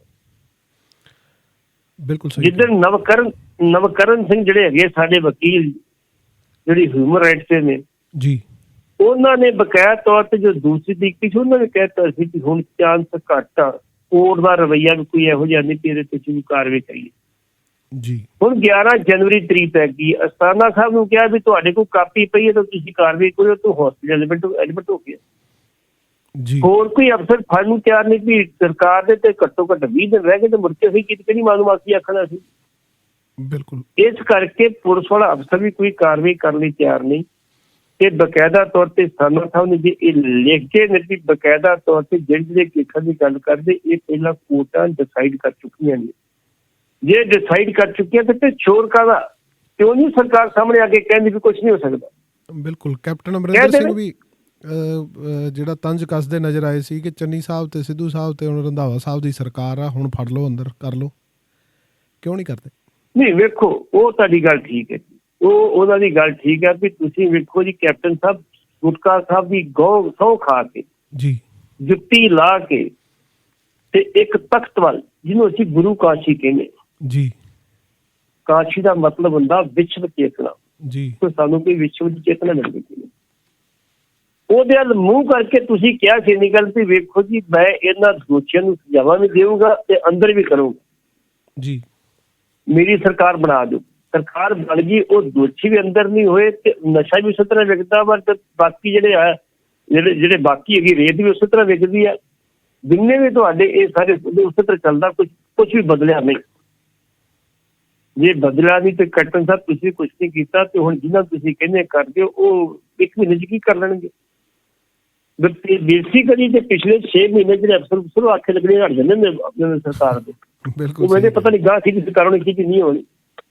ਇਸ ਕਰਕੇ ਉਸ ਕੇਸ ਵਿੱਚ ਅਸਥਾਨਾ ਸਾਹਿਬ ਇੱਕ ਲਾਈਨ ਲੈ ਕੇ ਨੇ ਕਿ ਇਹ ਜਿਹੜੀਆਂ ਕੇਸਾਂ ਦੀ ਗੱਲ ਕੀਤੀ ਜਾਵੇ ਇਹ ਪਹਿਲਾਂ ਕੋਰਟਾਂ ਡਿਸਾਈਡ ਕਰ ਚੁੱਕੀਆਂ ਨੇ। ਇਹਦਾ ਮਤਲਬ ਐਕਸ਼ਨ ਟੇਕਨ ਰਿਪੋਰਟ ਜਿਹੜੀ ਸਬਮਿਟ ਕੀਤੀ ਗਈ ਹੈ ਕੈਪਟਨ ਸਾਹਿਬ ਦੇ ਵੇਲੇ, ਜਿਹੜੀ ਦੱਸੀ ਨਹੀਂ ਤਾਂ ਕਿਸੇ ਨੂੰ, ਹੋ ਸਕਦਾ ਇਸ ਦੀ ਗੱਲ ਹੋਵੇ ਜੋ ਸਾਹਮਣੇ ਗੱਲ ਨੂੰ ਫਿਰ ਪਤਾ ਲੱਗੂਗਾ। ਹਾਲ ਦੀ ਕਰੀ ਬਿਕਰਮ ਮਜੀਠੀਆ ਦੀ ਗ੍ਰਿਫਤਾਰੀ ਟੋਟਲੀ ਰੋਗੀ ਹੈ, ਉਹਨੂੰ ਕੋਈ ਖਤਰਾ ਨਹੀਂ। ਉਹ ਪਹਿਲਾਂ ਥਾਪੀਆਂ ਮਾਰਦਾ ਸੀ, ਮੈਨੂੰ ਫੜ ਕੇ ਤਾਂ ਵਿਖਾਓ, ਜੀ ਜੀ ਮੈਨੂੰ ਫੜ ਕੇ ਤਾਂ ਵਿਖਾਓ। ਲੇਕਿਨ ਆਪਾਂ ਉਸ ਚੀਜ਼ ਨਹੀਂ ਭੁੱਲ ਸਕਦੇ, ਬਿਕਰਮ ਮਜੀਠੀਆ ਦੇ ਸਾਥੀ ਜਗਦੀਸ਼ ਭੋਲੇ ਨੇ ਬਕਾਇਦਾ ਤੌਰ ਤੇ ਕੋਰਟ 'ਚ ਖਲੋ ਕੇ ਟੀਵੀ ਵਾਲਿਆਂ ਨੂੰ ਕਿਹਾ ਸੀ ਕਿ ਸਾਡਾ ਸਰਗਨਾ ਬਿਕਰਮ ਸਿੰਘ ਮਜੀਠੀਆ। ਜੀ ਤੁਹਾਨੂੰ ਪਤਾ ਸੀ ਸਰਵਨ ਸਿੰਘ ਫਲੌਰ ਦੇ ਮੁੰਡੇ ਦਾ ਨਾਮ ਮਹਿਮੂਦ ਜਿਹਾ ਸੀ, ਦਮਨਦੀਪ। ਜੀ ਜੀ ਤੇ ਉਹਨੂੰ ਕਹਿਤਾ ਸੀ ਮੰਤਰੀਸ਼ਿਪ ਤੋਂ ਅਸਤੀਫਾ ਦੇ ਦੇ। ਬਕਾਇਦਾ ਤੌਰ ਤੇ ਗੁਲਜ਼ਾਰ ਸਿੰਘ ਰਣੀਕੇ ਦਾ ਜਦੋਂ ਆਇਆ ਸੀ ਜਿਹੜਾ ਸੀ ਪੋਸਟ ਮੈਟ੍ਰਿਕ ਦੇ ਵੀਜ਼ੇ ਖਾਣ ਦਾ, ਜੀ ਉਹਦੇ ਕੋਲ ਅਸਤੀਫਾ ਲੈ ਲਿਆ ਸੀ। ਬਿਕਰਮ ਸਿੰਘ ਮਜੀਠੀਆ ਦਾ ਨਾਂ ਆਇਆ ਸੀ, ਕਿਉਂ ਨਹੀਂ ਅਸਤੀਫਾ ਲਿਆ ਉਹਦੇ ਕੋਲ? ਕਹਿੰਦੇ ਸੀ ਬਾਦਲ ਸਾਹਿਬ ਅਸਤੀਫਾ, ਉਦੋਂ ਕਹਿੰਦਾ ਨਹੀਂ ਇਹਦਾ ਕਸੂਰ ਹੀ ਕੋਈ ਨਹੀਂ ਜੀ, ਇਨਵੈਸਟੀਗੇਸ਼ਨ ਟੀਮ ਦੀ ਕਸੂਰ ਹੀ ਕੋਈ ਨਹੀਂ ਹੈਗਾ। ਅੱਜ ਪੁੱਛੋ ਹਰਦਿਆਲ ਸਿੰਘ ਮਾਨ ਨੂੰ ਜਾ ਕੇ, ਦੱਸੂਗਾ ਤੁਹਾਨੂੰ ਕਸੂਰ ਹੈਗਾ ਕਿ ਨਹੀਂ ਹੈਗਾ। ਜੀ ਇਸ ਕਰਕੇ ਉਹਦੇ ਵਿੱਚ ਜਿਹੜੀ ਐਕਸ਼ਨ ਟੇਕਨ ਰਿਪੋਰਟ ਪਈ ਸਰਕਾਰ ਨੇ, ਮੈਨੂੰ ਲੱਗਦਾ ਕਿ ਉਹਦੇ 'ਚ ਗੜਬੜਾ, ਉਹਦੇ ਸਭ ਕੁਝ ਲਿਖ ਕੇ ਦੇਗੀ। ਤੁਹਾਨੂੰ ਇਹ ਲੋੜੀਂਦਾ ਨਹੀਂ ਐਕਸ਼ਨ ਲੈ ਦੇ ਜੋ ਲੈਣਾ ਤੁਸੀਂ ਇਹ ਫਾਈਲ ਕੀਤਾ ਜਾਵੇ। ਜੇ ਉਹ ਗੱਲ ਹੈਗੀ ਹੈ ਤਾਂ ਫਿਰ ਕੈਪਟਨ ਨੂੰ ਸਮਾਂ ਆਉਣ ਤੇ ਇਸ ਕੰਜੇ ਆਏਗਾ। ਇੱਕ ਪੱਟੀ ਸਾਹਿਬ ਹੋਰ ਉੜਦੀ ਖਬਰ ਆ ਕਿ ਇਸ ਮਹੀਨੇ ਦੇ ਅਖੀਰ 'ਚ ਪ੍ਰਧਾਨ ਮੰਤਰੀ ਮੋਦੀ ਕਰ ਸਕਦੇ ਨੇ ਪਟਿਆਲਾ 'ਚ ਰੈਲੀ, ਤੇ ਪੰਜਾਬ ਨੂੰ ਪੈਕੇਜ ਵੀ ਦੇ ਸਕਦਾ। ਕੋਈ ਵੱਡੇ ਕਾਂਗਰਸੀ ਜਿਹੜੇ ਆ ਉਹ ਵੀ ਭਾਜਪਾ ਸ਼ਾਮਲ ਹੋ ਸਕਦੇ ਹਨ। ਕਿੰਨੀ ਕੁ ਸੱਚਾਈ ਤੁਹਾਨੂੰ ਨਜ਼ਰ ਆਉਂਦੀ ਹੈ? ਵੇਖੋ ਜੀ, ਜੇ ਪ੍ਰਧਾਨ ਮੰਤਰੀ ਸਾਹਿਬ ਰੈਲੀ ਕਰਨਗੇ ਤੇ ਪੰਜ ਚਾਰ ਫਿਰ ਜਿਹੜੇ ਫੜ ਕੇ ਤੇ ਲੈ ਕੇ ਆਉਣਗੇ ਨਾ ਕਾਂਗਰਸੀ ਵੀ ਸ਼ਾਮਲ ਕਰਨੇ ਅਸੀਂ। ਕੋਈ ਸਾਬਕਾ ਐਮਐਲਏ ਹੋਣਗੇ, ਜਿਵੇਂ ਅੱਜ ਬੰਗਾ ਮੋਹਨ ਲਾਲ ਬੰਗੇ ਜਿਹੜਾ ਹੈਗਾ ਸੀ, ਮੋਹਨ ਲਾਲ ਬੰਗੇ ਤੋਂ ਸਾਬਕਾ ਹੈਗਾ ਸੀ ਵਿਧਾਇਕ, ਉਹ ਅੱਜ ਭਾਜਪਾ ਸ਼ਾਮਲ ਹੋ ਗਿਆ ਕਾਂਗਰਸੀ ਜੀ। ਇਸ ਤਰ੍ਹਾਂ ਵੀ ਸ਼ਾਮਲ ਹੋ ਜਾਣਗੇ। ਇਹ ਸਾਰ ਨੇ ਜੀ 25 ਜਾਂ 26 ਤਰੀਕ ਨੂੰ ਪੰਜਾਬ ਦੇ ਵਿੱਚ ਕਿਸੇ ਵੀ ਜ਼ਿਲ੍ਹੇ ਵਿੱਚ ਪ੍ਰਧਾਨ ਮੰਤਰੀ ਸਾਹਿਬ ਆ ਕੇ ਰੈਲੀ ਕਰਨੀ ਜੀ। ਉਸ ਰੈਲੀ 'ਚ ਪੰਜਾਬ ਨੂੰ ਕੋਈ ਪੈਕੇਜ ਵੀ ਦੇ ਸਕਦੇ ਆ। ਕੋਈ ਜਿਹੜਾ ਲੋਨ ਆ ਉਹਦਾ ਕਰਜ਼ਾ ਮਾਫ ਕਰ ਸਕਦੇ ਆ, ਉਹਦਾ ਵਿਆਜ ਮਾਫ ਕਰ ਸਕਦੇ ਆ, ਉਹਦਾ ਕੁਝ ਦੇ ਸਕਦੇ ਨੇ। ਕੋਈ ਕਿਸਾਨਾਂ ਨੂੰ ਕੋਈ ਨਵੀਂ ਸਹੂਲਤ ਦੇ ਸਕਦੇ ਆ। ਕਿ ਮੋਦੀ ਸਾਹਿਬ ਜਿਹੜੇ 19 ਮਹੀਨੇ ਰਹੇ ਨਾ ਪੰਜਾਬ ਦੇ ਵਿੱਚ ਐਮਰਜੈਂਸੀ 'ਚ, ਉਹਨਾਂ ਪੰਜਾਬ ਨੂੰ ਪੰਜਾਬ ਦੇ ਲੋਕਾਂ ਨੂੰ, ਪੰਜਾਬ ਦੇ ਕਿਸਾਨ ਨੂੰ ਬੜਾ ਨੇੜੇ ਹੋ ਕੇ ਵੇਖਿਆ ਜੀ, ਸੁਣਿਆ ਤੇ ਵੇਖਿਆ ਤੇ ਪੜ੍ਹਿਆ। ਉਹ ਜਾਣਦੇ ਇਤਨੀ ਸਾਈਕੀ। ਇਸੇ ਮੰਚ ਤੋਂ ਆਪਾਂ ਸ਼ੁਰੂ ਤੋਂ ਕਹਿੰਦੇ ਆਏ ਆ ਕਿ ਜਿਹੜੀਆਂ ਗਲਤੀਆਂ ਕਾਂਗਰਸ ਨੇ ਕੀਤੀਆਂ ਉਹ ਬੀਜੇਪੀ ਬਿਲਕੁਲ ਨਹੀਂ ਕਰੇਗੀ। ਬਿਲਕੁਲ ਉਹਨਾਂ ਕੀਤੀਆਂ ਵੀ ਨਹੀਂ। ਜਿਵੇਂ ਕਾਂਗਰਸ ਨੇ ਕੀ ਕੀਤਾ ਸੀ 1988 ਦੇ ਜਦੋਂ ਰਕੇਸ਼ ਟਕੈਤ ਦੇ ਫਾਦਰ ਮਹਿੰਦਰ ਸਿੰਘ ਟਕੈਤ ਨੇ ਇੱਕ ਮੋਟਰ ਲਾਇਆ ਸੀ ਕਿਸਾਨਾਂ ਦੇ ਹੱਥ ਦੇ ਵਿੱਚ, ਤੇ ਇਹਨਾਂ ਨੇ ਜਾ ਕੇ ਉੱਥੇ ਸਟੇਜ ਲਾਈ ਸੀ। ਇੰਦਰਾ ਗਾਂਧੀ ਦਾ 31 ਅਕਤੂਬਰ ਨੂੰ ਜਿਹੜਾ ਸੀ ਬਰਸੀ ਮਨਾਉਣੀ ਸੀਗੀ, ਤੇ ਇਹਨਾਂ ਉਹਦੇ ਸਟੇਜ ਤੇ ਕਬਜ਼ਾ ਕਰ ਲਿਆ ਸੀਗੇ ਜੀ। ਪੁਲਿਸ ਨੇ ਗੋਲੀ ਚਲਾਤੀ ਸੀ, 4 ਕਿਸਾਨ ਉਦੋਂ ਮਰੇ ਸੀਗੇ। ਮੁੜ ਕੇ ਇਮੀਡੀਏਟਲੀ ਰਾਜੀਵ ਗਾਂਧੀ ਪ੍ਰਧਾਨ ਮੰਤਰੀ ਦੀ ਕਿਸਾਨਾਂ ਦੀਆਂ ਮੰਗਾਂ ਮੰਨਣੀਆਂ ਪਈਆਂ ਜੀ। ਲੇਕਿਨ ਇਹ ਸੀਗਾ ਇਹ ਵਧਾਈ ਦੇ ਪਾਤਰ ਨੇ। ਵੇਖੋ ਪ੍ਰਧਾਨ ਮੰਤਰੀ ਸਾਹਿਬ ਨੇ ਉਹੋ ਜਿਹੀ ਕੋਈ ਗੱਲ ਨਹੀਂ ਕੀਤੀ ਜਿਸ ਨਾਲ ਇਹ ਕਿਸਾਨਾਂ ਦਾ ਸਿੱਧੇ ਨੁਕਸਾਨ ਹੁੰਦਾ ਜੀ। ਆਪੇ ਕਾਨੂੰਨ ਬਣਾਏ, ਆਪੇ ਵਾਪਸ ਲੈ ਲਏ। ਹੁਣ ਰਾਜੇਵਾਲ ਸਾਹਿਬ ਇਹ ਕਹਿੰਦੇ ਆ ਕਿ ਜਿਹੜੀਆਂ ਸਾਡੀਆਂ 11 ਮੀਟਿੰਗਾਂ ਹੋਈਆਂ ਉਹਦੇ ਵਿੱਚ ਵੀ ਉਹੀ ਕਾਨੂੰਨ ਵਾਪਸ ਲੈਣ ਤੇ MSP ਤੇ ਜਿਹੜੀ ਕਮੇਟੀ ਬਣਾਉਣ ਦੀ ਗੱਲ ਸੀ, ਉਹੀ ਪ੍ਰਧਾਨ ਮੰਤਰੀ ਸੰਸਦ ਕਰ ਦਿੱਤਾ।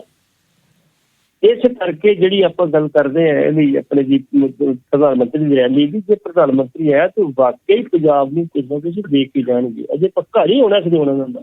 ਜੀ ਜੀ ਉਹ ਸਮਾਂ ਥੋੜਾ ਉਮੀਦ ਆ ਕਿ ਇਸ ਮਹੀਨੇ ਦੇ ਅਖੀਰ ਤੱਕ ਜਾਂ ਜਨਵਰੀ ਦੇ ਪਹਿਲੇ ਹਫ਼ਤੇ ਜਿਹੜਾ ਵਾ ਉਹ ਕੋਡ ਆਫ ਕੰਡਕਟ ਲੱਗ ਜਾਣਾ। ਜੀ ਜੀ ਜਦੋਂ ਕੋਡ ਆਫ ਕੰਡਕਟ ਲੱਗ ਗਿਆ ਫਿਰ ਜਿਹੜੇ ਪਹਿਲੇ ਕੰਮ ਚੱਲਦੇ ਉਹ ਤਾਂ ਨਹੀਂ ਰੁਕਣਗੇ, ਕਿਉਂਕਿ ਤੁਹਾਨੂੰ ਪਤਾ ਹੋਏਗਾ ਜਦੋਂ ਮਨੋਹਰ ਸਿੰਘ ਹੋਣੀ ਬਣੇ ਸੀ ਨਾ ਕਮਿਸ਼ਨਰ, ਚੀਫ ਕਮਿਸ਼ਨਰ ਦੇ ਆਪਣੇ ਦੇ ਚੋਣ ਦੇ, ਜੀ ਜੀ ਉਦੋਂ ਕਰ ਗਏ ਸੀ। ਕਹਿੰਦਾ 3 ਮਹੀਨੇ 4 ਮਹੀਨੇ ਪਹਿਲਾਂ ਅਸੀਂ ਅਨਾਊਂਸ ਕਰ ਦਿੰਦੇ ਮੁੜ ਕੇ ਕੰਮ ਫਿਰ ਠੱਪ ਹੋ ਜਾਂਦੇ। ਇਸ ਕਰਕੇ 21 ਦਿਨ ਪਹਿਲੇ ਜੋ ਨੋਟਿੰਗ ਜਿੱਥੇ ਵੀ ਚੋਣਾਂ ਕਰਾਂਗੇ ਉਦੋਂ ਤੁਸੀਂ ਰੋਕ ਲਗਾ ਸਕਦੇ ਹੋ, ਪਹਿਲਾਂ ਰੋਕ ਨਹੀਂ ਲਗਾ ਸਕਦੇ। ਪਹਿਲਾਂ ਜਿਹੜੇ ਕੰਮ ਚੱਲਦੇ ਨੇ ਉਹ ਚੱਲਦੇ ਰਹਿਣਗੇ, ਉਹਨੂੰ ਤੁਸੀਂ ਰੋਕ ਨਹੀਂ। ਜੀ ਜੀ ਇਸ ਕਰਕੇ ਪ੍ਰਧਾਨ ਮੰਤਰੀ ਸਾਹਿਬ ਬਾਰੇ ਉਮੀਦ ਆ ਕਿ ਉਸ ਦਿਨ ਕੋਈ 2-4-5 ਸਾਬਕਾ ਐਮਐਲਏ ਕੋਈ ਮੌਜੂਦਾ ਐਮਐਲਏ ਫੜ ਕੇ ਲੈ ਆਉਣਗੇ ਜਿਨ੍ਹਾਂ ਨੂੰ ਟਿਕਟ ਨਹੀਂ ਮਿਲਣੀ। ਆਓ ਵੀ ਟਿਕਟ ਤੁਹਾਨੂੰ ਅਸੀਂ ਦੇ ਦਿੰਦੇ ਹਾਂ। ਉਹਨਾਂ ਨੂੰ ਇਹ ਪਤਾ ਵੀ ਜੇ ਇੱਥੇ ਨਹੀਂ ਸੈਂਟਰ 'ਚੋਂ ਕੁਛ ਨਾ ਕੁਛ ਮਿਲ ਜੂਗਾ ਤੇ ਉਸ ਰੈਲੀ ਦੇ ਵਿੱਚ ਜਿਹੜਾ ਵਾ ਉਹ ਕੁਛ ਐਮਐਲਏ ਕੋਈ ਸਾਬਕਾ ਐਮਐਲਏ ਕੋਈ ਲੀਡਰ ਜਿਹੜੇ ਕਾਂਗਰਸ ਦੇ ਸ਼ਾਮਲ ਕਰਾ ਦੇਣਗੇ, ਕੁਛ ਆਪ ਤੋਂ ਲੈ ਆਉਣਗੇ, ਕੁਛ ਅਕਾਲੀ ਦਲ ਤੋਂ ਲੈ ਆਉਣਗੇ। ਏਦਾਂ ਕਰਾ ਕੇ ਆਪਣਾ ਭਰਮ ਭਾਵ ਬਣਾ ਲੂਗੀ ਲੋਕ ਜਿਹੜੀ ਪੰਜਾਬ ਦੀ ਜਥੇਬੰਦੀ। ਜੀ ਜੀ ਤੇ ਉਹਦੇ ਚ ਉਮੀਦ ਹੈ ਕਿ ਪ੍ਰਧਾਨ ਮੰਤਰੀ ਸਾਹਿਬ ਜੇ ਆਏ, ਜੇ ਪੱਕਾ ਨਹੀਂ ਹੋਏਗਾ ਹੁੰਦਾ ਪਰ ਆਏ ਤੇ ਪੱਕਾ ਫਿਰ ਪੰਜਾਬ ਨੂੰ ਕੋਈ ਦੇਖ ਕੇ ਜਾਣਗੇ। ਜੀ ਜੀ ਅਗਲੀ ਜਿਹੜੀ ਖਬਰ ਆ ਜੀ ਸੁਨੀਲ ਜਾਖੜ ਨਾਲ ਸੰਬੰਧਿਤ ਆ। ਕਾਂਗਰਸ ਵੱਲੋਂ ਪੰਜਾਬ ਵਿੱਚ ਚੋਣ ਪ੍ਰਚਾਰ ਕਮੇਟੀ ਦੇ ਥਾਪੇ ਗਏ ਚੇਅਰਮੈਨ ਸੁਨੀਲ ਜਾਖੜ ਕਰਨਗੇ 15 ਦਸੰਬਰ ਨੂੰ ਚੰਡੀਗੜ੍ਹ ਵਿੱਚ ਮੀਟਿੰਗ। ਇਹ ਕਿੱਧਰ ਨੂੰ ਜਾ ਰਹੀ ਹੈ ਗੱਲ? ਇਹ ਬਕਾਇਦਾ ਤੌਰ ਤੇ ਜਿਹੜੀ ਹੈ ਨਾ ਜੀ ਕੰਪੇਨ ਕਮੇਟੀ ਦੇ ਚੇਅਰਮੈਨ ਬਣਾਏ ਗਏ ਸੀ ਤੇ ਇਹਨਾਂ ਪਿੱਛੇ ਜੇ ਬੜੀਆਂ ਤੱਤੀਆਂ ਜਿਹੜੀਆਂ ਅਸੀਂ ਟਵਿੱਟਰ ਦੇ ਉੱਤੇ ਆਪਣੀਆਂ ਜਿਹੜੀਆਂ ਅਸੀਂ ਪੋਸਟਾਂ ਪਾਈਆਂ ਸੀ, ਉਹ ਤੱਤੀਆਂ ਪੋਸਟਾਂ ਤੋਂ ਕੁਝ ਲੋਕ ਕਹਿੰਦੇ ਸੀਗੇ ਕਿ ਉਹ ਬੀਜੇਪੀ ਜਾ ਰਹੇ ਜੀ, ਉਹ ਅਕਾਲੀ ਦਲ ਜਾ ਰਹੇ, ਉਹ ਕੈਪਟਨ ਨਾਲ ਜਾ ਰਹੇ ਤੇ ਆਪਾਂ ਵੀ ਉਹਦੇ ਸੀ ਕਿਹਾ ਸੀ ਵੀ ਉਹ ਬਿਲਕੁਲ ਨਹੀਂ ਜਾਣੇ ਕਿ ਉਹ ਆਪ ਕਾਂਗਰਸ ਨਹੀਂ, ਉਹਨਾਂ ਦੇ ਫਾਦਰ ਕਾਂਗਰਸ ਸੀ, ਉਹਨਾਂ ਦੇ ਦਾਦਾ ਕਾਂਗਰਸ ਸੀ, ਪਰਿਵਾਰ ਸਾਰਾ ਕਾਂਗਰਸ ਹੀ ਇਹਦਾ। ਫਿਰ ਉਹਨਾਂ ਨੂੰ ਬਕਾਇਦਾ ਤੌਰ ਤੇ ਚੰਨੀ ਨੂੰ, ਸਿੱਧੂ ਨੂੰ ਤੇ ਬਕਾਇਦਾ ਤੌਰ ਤੇ ਸੁਨੀਲ ਜਾਖੜ ਨੂੰ ਦਿੱਲੀ ਬੁਲਾਇਆ ਗਿਆ ਸੀ। ਉਹਨਾਂ ਰਾਹੁਲ ਨੂੰ ਕਹਿ ਦਿੱਤਾ ਜੀ ਰਾਹੁਲ ਸਾਹਿਬ ਜੋ ਮਰਜ਼ੀ ਹੋ ਜਾਏ ਮੈਂ ਕਾਂਗਰਸ ਨਹੀਂ ਛੱਡੂਗਾ, ਇਹ ਮੇਰੀ ਮਾਂ ਜਮਾਤ ਆ, ਬਿਲਕੁਲ ਨਹੀਂ ਛੱਡੂ ਕਾਂਗਰਸ, ਮੈਂ ਵਾਅਦਾ ਕਰਦਾ ਨਹੀਂ ਛੱਡੂਗਾ। ਇਹ ਤਾਂ ਤੱਤੀਆਂ ਪੋਸਟਾਂ ਪਾਉਂਦੇ ਰਹੇ। ਉਦੋਂ ਕਈਆਂ ਨੇ ਕਿਆਫੇ ਲਾਤੇ, ਕਈ ਚੈਨਲਾਂ ਨੇ ਕਹਿ ਦਿੱਤਾ ਜੀ ਚਲੇ ਗਏ ਜੀ, ਗੱਲ ਹੋ ਗਈ ਜੀ, ਫਲਾਣ ਹੋ ਗਿਆ, ਚੀਂਗ ਹੋ ਗਿਆ, ਚਲੋ ਉਹਨਾਂ ਮਰਜ਼ੀ। ਲੇਕਿਨ ਹੁਣ ਉਹਨਾਂ ਨੇ ਜਦੋਂ ਆਪਣੀ ਕੰਪੇਨ ਕਮੇਟੀ ਦੀ ਜਿਹੜੀ ਪਹਿਲੀ ਮੀਟਿੰਗ ਜਿਹੜੀ ਆ 15 ਤਰੀਕ ਨੂੰ ਮਤਲਬ ਕੱਲ, ਉਹ ਚੰਡੀਗੜ੍ਹ ਦੇ ਵਿੱਚ ਜਿਹੜਾ ਇਹਨਾਂ ਦਾ ਆਪਣਾ ਕਾਂਗਰਸ ਭਵਨ ਉੱਥੇ ਬੁਲਾ ਲਈ ਤੇ ਸਿੱਧੂ ਵੀ ਜਾਏਗਾ, ਚੰਨੀ ਵੀ ਜਾਏਗਾ, ਪ੍ਰਤਾਪ ਬਾਜਵਾ ਵੀ ਜਾਏਗਾ, ਜਿਵੇਂ ਸਾਰੀ ਕਮੇਟੀ ਦੇ ਮੈਂਬਰ ਸਾਰੇ ਜਾਣਗੇ। ਤੇ ਕੰਪੇਨ ਕਮੇਟੀ ਦਾ ਬੜਾ ਮਹੱਤਵ ਹੁੰਦਾ ਵਾ। ਲੇਕਿਨ ਉਹਦੇ ਮੁਕਾਬਲੇ ਚੋਣ ਕਮੇਟੀ ਦਾ ਪ੍ਰਧਾਨ ਜਿਹੜਾ ਬਣਾਤਾ ਨਾ ਉਹ ਸਿੱਧੂ ਨੇ ਬਣਾਤਾ। ਇਹ ਸਿੱਧੂ ਨੇ ਇੱਕ ਪੋਸਟ ਪਾਈ ਸੀ ਜੀ, ਤੁਹਾਨੂੰ ਪਤਾ ਹੋਊਗਾ। ਸਿੱਧੂ ਨੇ ਇਹ ਗੱਲ ਕਹੀ ਸੀ ਕਿ ਮੈਂ ਸ਼ੋ ਪੀਸ ਬਣ ਕੇ ਨਹੀਂ ਰਹਿਣਾ ਚਾਹੁੰਦਾ ਜੀ। ਪਹਿਲੀ ਗੱਲ ਤੇ ਸਿੱਧੂ ਦੇ ਥੋੜਾ ਪਿਛੋਕੜ ਚ ਮੈਂ ਚੱਲਦਾ। ਸਿੱਧੂ ਇੱਕ ਗੱਲ ਤੋਂ ਨਾਰਾਜ਼ ਸੀ ਬੀਜੇਪੀ ਨਾਲ ਵੀ ਤੁਸੀਂ ਇਹ ਕਾਲੀਆਂ ਦੇ ਕਹਿਣ ਤੇ ਭੇਜ ਕੇ ਉੱਥੇ ਉਹਨੂੰ ਆਪਣੇ ਨੂੰ ਮਤਲਬ ਅਰੁਣ ਜੇਤਲੀ ਨੂੰ ਤੁਸੀਂ ਮੇਰੀ ਸੀਟ ਕੋਈ ਕਾਲੀਆਂ ਦੇ ਕਹਿਣ ਤੇ ਖੋਈ ਹੈ। ਤੇ ਗੱਲ ਵੀ ਕੁਛ ਹੱਦ ਤੱਕ ਸਹੀ ਸੀ, ਕਾਲੀਆਂ ਨਾਲ ਬਣਦੀ ਨਹੀਂ ਸੀ ਉਹਦੀ। ਉਹ ਨਾ ਬਣ ਕੇ ਸੀਟ ਖੋਲੀ ਤੇ ਉਹਨੂੰ ਗੁੱਸਾ ਸੀ ਇਸ ਗੱਲ ਦਾ ਕਿ ਮੈਂ ਇਹਨੂੰ ਛੱਡਣਾ ਤੇ ਕਿਸ ਤਰੀਕੇ ਨਾਲ ਛੱਡਣਾ। ਉਹਨਾਂ ਨੇ ਛੱਡਣ ਦੀ ਗੱਲ ਕੀਤੀ। ਪਹਿਲੇ ਤੂੰ ਫਿਰ ਜਿਹੜੀ ਉਹ ਹਰਿਆਣਾ ਤੋਂ ਚੋਣ ਲੜਦਾ, ਤੂੰ ਰਾਜਸਥਾਨ ਤੋਂ ਲੜਦਾ, ਤੂੰ ਮੱਧ ਪ੍ਰਦੇਸ਼ ਤੋਂ ਲੜਦਾ, ਤੈਨੂੰ ਮੰਤਰੀ ਬਣਾਉਣੇ ਸੰਤਰੀ ਬਣਾਉਣਾ, ਬਿਲਕੁਲ ਨਹੀਂ ਕੁਝ ਚੁੱਕੂ ਆਪਣੀ ਰਿਜ਼ਾਈਨ ਮੈਂ ਕਰਨਾ। ਮੈਂ ਤੇ ਪੰਜਾਬ ਦੀ ਗੱਲ ਕੀਤੀ, ਪੰਜਾਬ ਵਾਸਤੇ ਮੈਂ ਲੜਨਾ। ਇਹ ਪਹਿਲਾਂ ਜੀ ਗੱਲੀ ਚੱਲ ਕੇਜਰੀਵਾਲ ਨਾਲ। ਕੇਜਰੀਵਾਲ ਨਾਲ ਜਦੋਂ ਗੱਲਬਾਤ ਚੱਲੀ ਤੇ ਕੇਜਰੀਵਾਲ ਵੀ ਬੜਾ ਚੁਸਤ ਬੰਦਾ, ਜਿੰਨਾ ਨਿੱਕਾ ਨਾ ਤਿੱਖਾ ਉਹਨੇ ਇਹਨੂੰ ਕਿਹਾ ਵੀ ਉਹ ਆਂਦਾ ਜੀ ਮੇਰਾ ਦੱਸੋ ਕੀ ਸਟੇਟਸ ਹੋਊਗਾ ਪਾਰਟੀ ਦੇ ਵਿੱਚ। ਕਹਿੰਦਾ ਤੁਹਾਡਾ ਸਟੇਟਸ ਹੋਏਗਾ ਤੁਸੀਂ ਸਾਡੇ ਜਿਹੜੇ ਸਟਾਰ ਕੰਪੇਨਰ ਹੋ ਤੇ ਤੁਹਾਡੀ ਵਾਈਫ ਜਿਹੜੀ ਉਹ ਡਾਕਟਰ ਆ ਤੇ ਉਹਨੂੰ ਸਾਡੀ ਸਰਕਾਰ ਬਣੂਗੀ ਤੇ ਹੈਲਥ ਮਿਨਿਸਟਰ ਬਣਾ ਦਿੱਤਾ ਜਾਊਗਾ ਜੀ। ਉਹ ਕਹਿੰਦਾ ਚੰਗਾ ਜੀ ਫਿਰ ਮੈਂ ਚੱਲਦਾ, ਤੁਸੀਂ ਆਪਣਾ ਕੰਮ ਕਰੋ ਜੀ। ਉਹ ਰਾਹੁਲ ਗਾਂਧੀ ਕੋਲ ਚਲਾ ਗਿਆ। ਜਦੋਂ ਰਾਹੁਲ ਗਾਂਧੀ ਕੋਲੇ ਗਿਆ ਤੇ ਰਾਹੁਲ ਗਾਂਧੀ ਨੇ ਸਿੱਧਾ ਜੁਆਇਨ ਕਰਾ ਕੇ ਤੇ 22 ਪੈਰਾਸ਼ੂਟਰ ਪੰਜਾਬ ਭੇਜਤਾ ਜੀ। ਕੈਪਟਨ ਅਮਰਿੰਦਰ ਸਿੰਘ ਦੇ ਹੱਥ 'ਚ ਨਹੀਂ। ਚਲੋ ਉਹ ਚੋਣ ਜਿੱਤ ਗਿਆ, ਉਹ ਮੰਤਰੀ ਬਣ ਗਿਆ। 2019 ਦੀਆਂ ਚੋਣਾਂ ਜਿਸ ਤਰੀਕੇ ਨਾਲ ਉਹਨੇ ਪ੍ਰਚਾਰ ਕੀਤਾ ਤੇ ਉਹ ਇੰਨੇ ਖੁਸ਼ ਸੀ ਭੈਣ ਭਰਾ, ਉਹਨੇ ਕਿਹਾ ਪੈਸੇ ਤੈਨੂੰ ਬਸ ਕੀ ਲਈਏ, ਤੈਨੂੰ ਇੱਥੇ ਬਣਾ ਦਈਏ ਜਨਰਲ ਸੈਕਟਰੀ ਬਣਾ ਦਈਏ ਤੈਨੂੰ ਆਲ ਇੰਡੀਆ ਕਾਂਗਰਸ ਕਮੇਟੀ ਦਾ। ਉਹਨਾਂ ਬਿਲਕੁਲ ਜੀ ਮੈਨੂੰ ਤੁਸੀਂ ਜੋ ਵੀ ਦੇਣਾ ਉਹ ਪੰਜਾਬ 'ਚ ਦਿਓ, ਤੇ ਮੈਂ ਪੰਜਾਬ ਵਾਸਤੇ ਰਹਿਣਾ ਤੇ ਪੰਜਾਬ ਵਾਸਤੇ ਕੰਮ ਕਰਨਾ ਤੇ ਪੰਜਾਬ ਨੂੰ ਉੱਪਰ ਚੁੱਕਣਾ ਜੀ। ਉਹਨਾਂ ਫਿਰ ਫੈਸਲਾ ਕਰ ਲਿਆ ਕਿ ਤੈਨੂੰ ਅਸੀਂ ਪ੍ਰਧਾਨਗੀ ਦੇਣੀ ਜਿੱਥੇ ਸਾਰਾ ਕਾਰੋਬਾਰ ਵਿਗੜਿਆ ਜੀ। ਹੁਣ ਪ੍ਰਧਾਨਗੀ ਮਿਲ ਗਈ ਤੇ ਹੁਣ ਉਹਨਾਂ ਨੇ ਇਹਨੂੰ ਪਤਾ ਵੀ ਮੈਨੂੰ ਮੁੱਖ ਮੰਤਰੀ ਬਣਾਓ। ਉਹ ਗੜਬੜ ਆਪ ਕਰ ਰਿਹਾ। ਹੁਣ ਸ਼ੋ ਪੀਸ ਦੀ ਗੱਲ ਕੀਤੀ ਹੈ ਰਾਜਸਥਾਨ ਦੇ ਵਿੱਚ ਰੈਲੀ ਸੀ, ਜਿੱਦ ਤੱਕ ਮੇਰਾ ਖਿਆਲ ਕਿ ਇਹਨੂੰ ਬੁਲਾਇਆ ਨਹੀਂ ਗਿਆ ਜੀ। ਚੰਨੀ ਨੂੰ ਬੁਲਾ ਲਿਆ। ਬਿਲਕੁਲ ਜੀ। ਚੰਨੀ ਦਾ ਬਕਾਇਦਾ ਤੌਰ ਤੇ ਉੱਥੇ ਅਨਾਉਂਸ ਕਰਦੇ ਰਾਹੁਲ ਗਾਂਧੀ ਆਪਣੀ ਸਪੀਚ ਕਿਹਾ, 2 ਵਾਰੀ ਕਿਹਾ ਕਿ ਚੰਨੀ ਸਾਹਿਬ ਆ ਰਹੇ ਨੇ, ਉਹਨਾਂ ਹੈਲੀਕਾਪਟਰ ਲੈਂਡ ਕਰਦੇ ਹੁਣੇ ਆ ਰਹੇ ਜੀ। ਤੇ ਭਾਈ ਸਾਹਿਬ 2 ਘੰਟੇ ਲੇਟ ਹੋ ਗਏ, ਰੈਲੀ ਖਤਮ ਹੋ ਗਈ। ਮੁੜ ਕੇ ਇਹਨਾਂ ਨੂੰ ਮਾਫੀ ਵੀ ਮੰਗਣੀ ਪਈ ਤੇ ਫਿਰ 에ਅਰਪੋਰਟ ਤੋਂ ਵਾਪਸ ਆ ਗਏ। ਚਲੋ ਜੀ ਚਲੇ ਜਾਂਦੇ, ਚੰਗੀ ਗੱਲ ਸੀਗਾ। ਉਹਦੇ ਤੋਂ ਫਿਰ ਗੁੱਸੇ ਜਾ ਕੇ ਜਿਹੜੇ ਨੇ ਕਿਹਾ ਵੀ ਸ਼ੋ ਪੀਸੀ ਬਣਨਾ ਚਾਹੁੰਦਾ ਜੀ, ਸ਼ੋ ਪੀਸੀ ਬਣ ਕੇ ਰਹੂੰਗਾ ਮੈਂ, ਤੇ ਜਦੋਂ ਇਲੈਕਸ਼ਨ ਦੀ ਬਾਹਰ ਕੱਢ ਲਓ ਮੁੜ ਕੇ ਫਿਰ ਉੱਥੇ ਸ਼ੋ ਪੀਸੀ ਸਕਦੇ। ਉਦੋਂ ਫਿਰ ਉਹਨਾਂ ਨੇ ਇਹਨੂੰ ਚੋਣ ਦਾ ਚਿਹਰਾ ਬਣਾਤਾ। ਨਾਲ ਇਹਦੇ ਕੋਈ ਵੱਡੀ ਟੀਮ ਲਾਤੀ, ਜ਼ਿਲ੍ਹਾ ਪ੍ਰਧਾਨ ਲਾਤੇ, ਜਾਖੜ ਸਾਹਿਬ ਲਾਤੇ, ਪ੍ਰਤਾਪ ਸਿੰਘ ਬਾਜਵਾ ਲਾਤੇ, ਸਿੱਧੂ ਲਾਤਾ, ਚੰਨੀ ਲਾਤਾ, ਸਾਰੇ ਨਾਲ ਉਹਨੂੰ ਫਿੱਟ ਕਰਕੇ ਵੀ ਤੁਸੀਂ ਨਾਲ ਇੱਧਰ ਆਓਗੇ ਜੀ। ਜੀ ਪੱਟੀ ਸਾਹਿਬ, ਅਗਲੀ ਖਬਰ ਜਿਹੜੀ ਆ ਆਮ ਆਦਮੀ ਪਾਰਟੀ ਦੇ ਸ਼ਗੂਫੇ ਨਾਲ ਸ਼ੁਰੂ ਹੁੰਦੀ ਹੈ ਕਿ 4 ਮੰਤਰੀ ਆਪ ਵਿੱਚ ਸ਼ਾਮਲ ਹੋਣਾ ਲੋਚਦੇ ਨੇ। ਰਾਜ ਕੁਮਾਰ ਵੇਰਕਾ ਨੇ ਕਿਹਾ ਖੁਦ ਮੋਦੀ ਦੇ ਸੰਪਰਕ 'ਚ। ਜਿੱਥੋਂ ਤੱਕ ਗੱਲ ਆ ਜੀ, ਰਾਘਵ ਚੱਡੇ ਨੇ ਗੱਲ ਕਹੀ ਆ ਜੀ ਕਿ ਸਾਡੇ ਤੇ ਸੰਪਰਕ ਦੇ ਵਿੱਚ 4 ਜਿਹੜੇ ਮੰਤਰੀ ਨੇ ਕਾਂਗਰਸ ਜੀ, ਜਿਹੜੇ ਆਮ ਆਦਮੀ ਪਾਰਟੀ ਸ਼ਾਮਲ ਹੋਣਾ ਚਾਹੁੰਦੇ। ਤੇ ਤੁਹਾਨੂੰ ਪਤਾ ਹੋਏਗਾ ਕਿ ਇਸ ਤੋਂ ਪਹਿਲਾਂ ਜਦੋਂ ਇਹਨਾਂ ਦੀ ਰਿੰਦਰ ਰੂਬੀ ਕੋਈ ਬੀਬੀ ਹੈਗੀ ਜੀ, ਰੂਬੀ ਨੇ ਸ਼ਾਮਲ ਹੋਈ ਸੀ ਬਕਾਇਦਾ ਤੌਰ ਤੇ ਵਿੱਚ ਕਾਂਗਰਸ ਦੇ ਵਿੱਚ, ਇਹਨਾਂ ਦੀ MLA ਸ਼ਾਮਲ ਹੋ ਗਈ ਜੀ। ਉਸ ਟਾਈਮ ਤੇ ਜਦੋਂ ਪੁੱਛਿਆ ਗਿਆ ਸੀ ਆਪਣੇ ਨੂੰ ਕੇਜਰੀਵਾਲ ਨੂੰ, ਤੇ ਉਹਨੇ ਇੰਨੀ ਗੱਲ ਕਹੀ ਸੀ ਕਿ 25 ਵਿਧਾਇਕ ਜਿਹੜੇ ਉਹ ਸਾਡੇ ਸੰਪਰਕ 'ਚ ਨੇ, ਜਿਹੜੇ ਆਮ ਆਦਮੀ ਪਾਰਟੀ ਕਾਂਗਰਸ ਵਿੱਚ ਸ਼ਾਮਲ ਹੋਣਾ ਚਾਹੁੰਦੇ ਆ ਜੀ, ਪਰ ਅਸੀਂ ਕਾਂਗਰਸ ਦਾ ਪੂਰਾ ਕਰਕਟ ਨਹੀਂ ਲਵਾਂਗੇ ਜੀ। ਇਸੇ ਪੈਟਰਨ ਤੇ ਹੁਣ ਉਸ ਤੋਂ ਬਾਅਦ ਆ ਗਿਆ ਇੱਕ ਪਹਿਲਾ ਮਾਮਲਾ ਹੋ ਗਿਆ ਜੀ। ਦੂਜੇ ਮਾਮਲੇ ਦੇ ਵਿੱਚ ਆ ਗਿਆ ਜੀ ਭਗਵੰਤ ਮਾਨ। ਭਗਵੰਤ ਮਾਨ ਨੇ ਕਹਿਤਾ ਜੀ ਮੈਨੂੰ ਇੱਕ ਬੜੇ ਵੱਡੇ ਲੀਡਰ ਦਾ ਫੋਨ ਆਇਆ ਜੀ, ਭਾਜਪਾ ਦੇ ਜੀ। ਜੇ ਵੱਡਾ ਲੀਡਰ ਹੈ ਤੇ ਫਿਰ ਮੋਦੀ ਤੋਂ ਬਾਅਦ ਤੇ ਫਿਰ ਅਮਿਤ ਸ਼ਾਹ ਹੀ ਹੈ ਜੀ। ਸਭ ਦੀਆਂ ਉਂਗਲਾਂ ਉੱਥੇ ਜੀ। ਬੜੇ ਵੱਡੇ ਦਾ ਫੋਨ ਆਇਆ ਜੀ ਵੀ ਤੂੰ ਭਗਵੰਤ ਮਾਨ ਸਾਡੇ ਸ਼ਾਮਲ ਹੋ ਜਾ, ਤੈਨੂੰ ਅਸੀਂ ਜਿਹੜੀ ਉਹ ਮੰਤਰੀ ਵੀ ਬਣਾ ਦਿਆਂਗੇ, ਤੈਨੂੰ ਪੈਸੇ ਵੀ ਦੇ ਦਿਆਂਗੇ, ਸਭ ਕੁਝ ਕਰ ਦਿਆਂਗੇ। ਭਗਵੰਤ ਮਾਨ ਕਹਿੰਦਾ, ਮੈਂ ਉਹਨੂੰ ਕਿਹਾ ਵੀ ਭਗਵੰਤ ਮਾਨ ਕਮਿਸ਼ਨ ਤੇ ਵੀ ਮਿਸ਼ਨ ਤੇ ਜੀ। ਚਲੋ ਖੈਰ ਉਹ ਕਾਫੀ ਰੌਲਾ ਪਿਆ। ਬੀਜੇਪੀ ਦੇ ਲੀਡਰ ਵੀ ਕਹਿੰਦੇ ਭਗਵੰਤ ਮਾਨ ਦੱਸੇ ਕਿਹੜੇ ਫੋਨ ਤੋਂ ਫੋਨ ਆਇਆ, ਕਿਹਨੇ ਫੋਨ ਕੀਤਾ। ਭਗਵੰਤ ਮਾਨ ਉਹਦੀ ਚੁੱਪ ਜੀ, ਉਹਦੀ ਗੱਲ ਝੂਠੀ ਹੋ ਗਈ। ਤੇ ਜਦੋਂ ਰਾਘਵ ਚੱਡਾ ਨੇ ਕਹਿਤਾ ਕਿ 4 ਮੰਤਰੀ ਕਾਂਗਰਸ ਦੇ ਸਾਡੇ ਕੰਟੈਕਟ ਦੇ ਵਿੱਚ ਨੇ ਤੇ ਉਹ ਮੰਤਰੀ ਚਾਰੇ ਦੇ ਚਾਰੇ ਜਿਹੜੇ ਆ ਉਹ ਸਾਹਮਣੇ ਉਹਨੂੰ ਸਿੱਧੇ ਪਰ ਅਸੀਂ ਕਾਂਗਰਸ ਦਾ ਪੂਰਾ ਕ੍ਰਿਕਟ ਨਹੀਂ ਲਵਾਂਗੇ।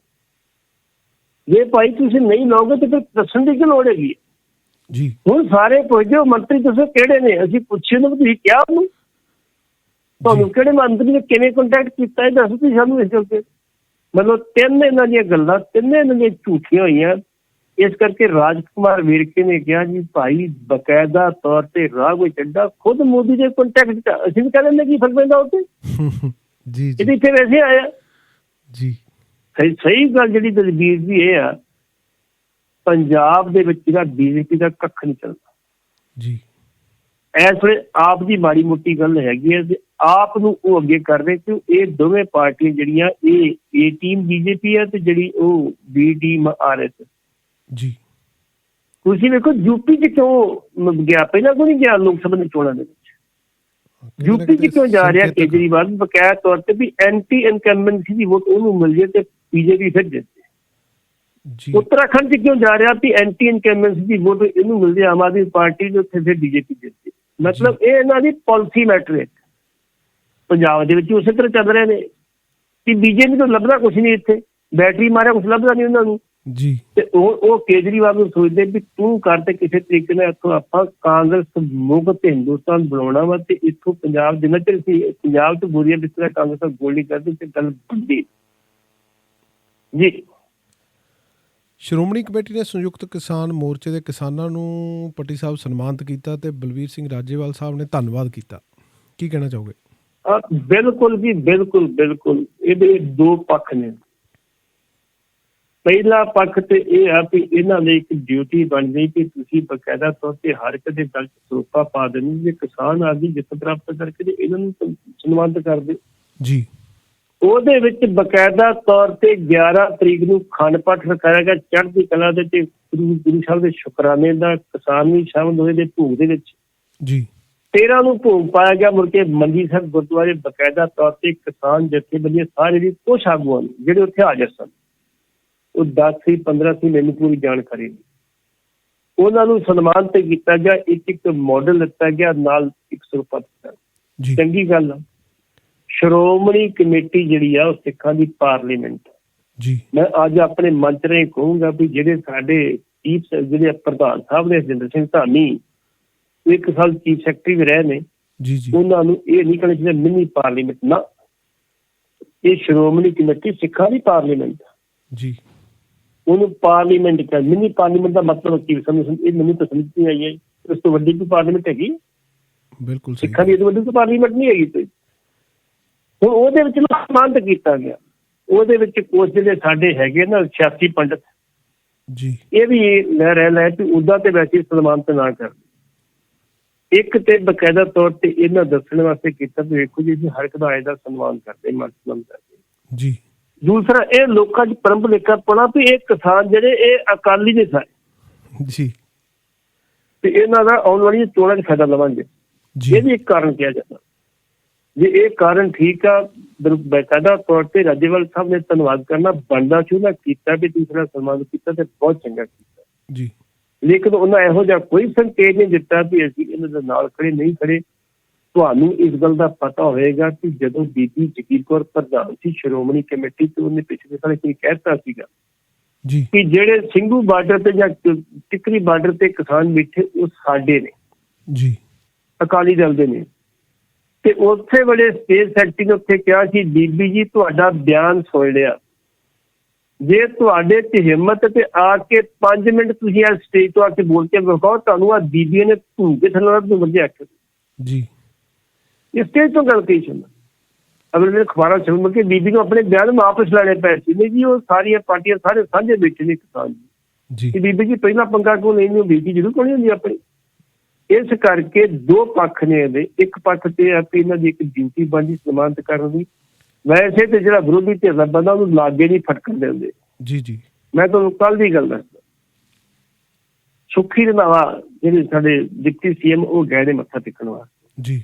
ਉਹਨਾਂ ਨੂੰ ਬਹੁਤਾ ਨਾ ਬੋਦਰ ਨਹੀਂ ਕੀਤਾ ਜੀ। ਬਹੁਤਾ ਨਹੀਂ, ਮੈਂ ਨਾਲ ਸੀ ਉੱਥੇ ਦਰਬਾਰ ਤੇ, ਬਹੁਤਾ ਬੋਦਰ ਨਹੀਂ ਕੀਤਾ ਇਹਨਾਂ ਨੂੰ। ਹਾਂ, ਜੇ ਇਹਨਾਂ ਦਾ ਹੁੰਦਾ ਤੇ ਇਹਨਾਂ ਅੱਗੇ ਪਿੱਛੇ ਭੱਜੇ ਫਿਰਨਾ ਸੀ। ਇੱਧਰ ਆਓ ਜੀ, ਇੱਥੇ ਖਲੋ ਜੀ, ਇੱਧਰ ਹੋਈ ਜੀ, ਕਈ ਕੁਝ ਕਰਨਾ ਸੀ ਇਹਨਾਂ ਨੂੰ। ਮਤਲਬ ਵਿਰੋਧੀ ਨੂੰ ਤੇ ਵੇਖ ਕੇ ਉੱਥੇ ਬਰਦਾਸ਼ਤ ਕਰਦੇ ਹੀ ਨਹੀਂ। ਇਹ ਸਿਰਫ ਇਹਨਾਂ ਦੀ ਮਜਬੂਰੀ ਬਣ ਗਈ ਸੀ ਕਿ ਇਹਨਾਂ ਕਿਸਾਨਾਂ ਨੂੰ ਸਨਮਾਨਿਤ ਕਰਨੀ ਕਰ ਦਿੱਤਾ। ਤੇ ਨਾਲ ਇੱਕ ਜਿਹੜੀਆਂ ਸਿਆਸੀ ਪੰਡਤਾਂ ਦੇ ਮੁਤਾਬਕ ਪੋਲੀਟੀਕਲ ਮਾਈਲੇਜ ਲੈਣ ਵਾਸਤੇ ਵੀ ਕਿਸਾਨ ਸਾਡੇ ਨੇ, ਸਾਡੇ ਨਾਲ ਸਹਿਮਤ ਨੇ, ਇਹ ਅਕਾਲੀ ਦਲ ਦੇ ਨੇ ਜੀ। ਪੱਟੀ ਸਾਹਿਬ, ਲੁਧਿਆਣਾ ਵਿੱਚ ਡਿਪਟੀ CM ਸੋਨੀ ਸਾਹਿਬ ਪਹੁੰਚਦੇ ਨੇ, ਇੱਕ ਮਹਿਲਾ ਉਹਨਾਂ ਨੂੰ ਮਿਲਣ ਪਹੁੰਚਦੀ ਆ ਤੇ ਪੁਲਿਸ ਤੇ ਉਹਨਾਂ ਵਿਚਕਾਰ ਝੜਪ ਹੁੰਦੀ ਆ। ਜਾਣ ਲੱਗੇ ਸੋਨੀ ਉਹਨੂੰ ਮਿਲ ਕੇ ਜਾਂਦੇ ਨੇ ਤੇ ਭਰੋਸਾ ਦਿੰਦੇ ਨੇ ਕਿ ਮਾਮਲਾ ਹੱਲ ਕੀਤਾ ਜਾਊਗਾ। ਪੁਲਿਸ ਬੜੀ ਜ਼ਿਆਦਤੀ ਕਰਦੀ ਹੈ ਜੀ। ਪੁਲਿਸ ਬਹੁਤ ਜ਼ਿਆਦਤੀ ਕਰਦੀ। ਵੇਖੋ, ਇਹ ਸਾਡੇ ਪਬਲਿਕ ਦੇ ਨੁਮਾਇੰਦੇ ਨੇ ਜੀ। ਜੇ ਅਸੀਂ ਆਪਣੇ ਪਬਲਿਕ ਦੇ ਨੁਮਾਇੰਦਿਆਂ ਨੂੰ ਨਹੀਂ ਮਿਲ ਸਕਦੇ ਤੇ ਫਾਇਦਾ ਕੀ ਹੈ ਜੀ। ਤੁਸੀਂ ਆਮ ਤੌਰ ਤੇ ਵੇਖੋ ਵੀ ਇੱਕ ਪੁਲੀ ਦੀ ਜਿਹੜੀ ਬੰਨੀ ਜੀ ਬਣੀ ਨਹੀਂ ਸਾਈਡ ਤੇ ਚੰਨੀ ਸਾਹਿਬ ਤੇ ਬੈਠੇ ਆ, ਲੋਕਾਂ ਨੂੰ ਮਿਲ ਰਹੇ ਨੇ। ਭਾਵੇਂ ਉਹ ਡਰਾਮਾ ਤੇ ਭਾਵੇਂ ਅਸਲੀਅਤ ਉਹ ਜਾਣਦੇ ਨੇ। ਲੇਕਿਨ ਜੇ ਉੱਥੇ ਬਹਿ ਕੇ ਮਿਲ ਸਕਦੇ ਤੇ ਇਹ ਬੀਬੀ ਨੂੰ ਜੇ ਕਿਸੇ ਨੂੰ ਪ੍ਰੋਬਲਮ ਸੀ, ਮੰਤਰੀ ਨੂੰ ਕਿਉਂ ਨਹੀਂ ਮਿਲ ਸਕਦੀ? ਉਹਨੂੰ ਬੀਬੀ ਨੂੰ ਕਹਿੰਦੇ ਬੀਬੀ ਜੀ ਖੜ ਜਾਓ, ਮੰਤਰੀ ਸਾਹਿਬ ਥੋੜਾ ਭੇਜਤਾ, ਤੁਹਾਡੀ ਗੱਲ ਪਹਿਲਾਂ ਸੁਣੀ ਜੀ। ਚਲੋ, ਉਹਨੇ ਰੌਲਾ ਪਾਤਾ, ਉਹ ਝੜਪ ਵੀ ਉਹਨਾਂ ਦੀ ਹੋਈ, ਉਹਦੀ ਕੁੱਟਮਾਰ ਵੀ ਉਹਨੇ ਰੌਲਾ ਪਾਇਆ ਵੀ ਮਿਲਣਾ ਜੋ ਮਰਜ਼ੀ ਹੋ ਜਾਏ। ਉਹ ਫਿਰ ਬਾਅਦ ਦੇ ਵਿੱਚ ਜਦੋਂ ਸੋਨੀ ਸਾਹਿਬ ਨੂੰ ਪਤਾ ਲੱਗਾ, ਉਹ ਜਾਣ ਲੱਗੇ ਬੀਬੀ ਨੂੰ ਮਿਲੇ ਜੀ। ਤੇ ਥੋੜਾ ਜਿਹਾ ਪੁਲਿਸ ਨੇ ਬੀਬੀ ਨੂੰ ਕਿਹਾ ਬੀਬੀ ਧਿਆਨ ਨਾਲ ਰਿਹਾ ਕਰੋ, ਏਦਾਂ ਨਾ ਕਰਿਓ ਤੇ ਤੁਸੀਂ ਕਰਦੇ। ਉਹ ਬੀਬੀ ਦਾ ਆਪਣੀ ਮਾਨ ਮਕਾਨ ਮਾਲਕ ਨੇ ਉਹਦਾ ਸਮਾਨ ਚੁੱਕ ਕੇ ਬਾਹਰ ਸੁੱਟ ਦਿੱਤਾ ਜੀ।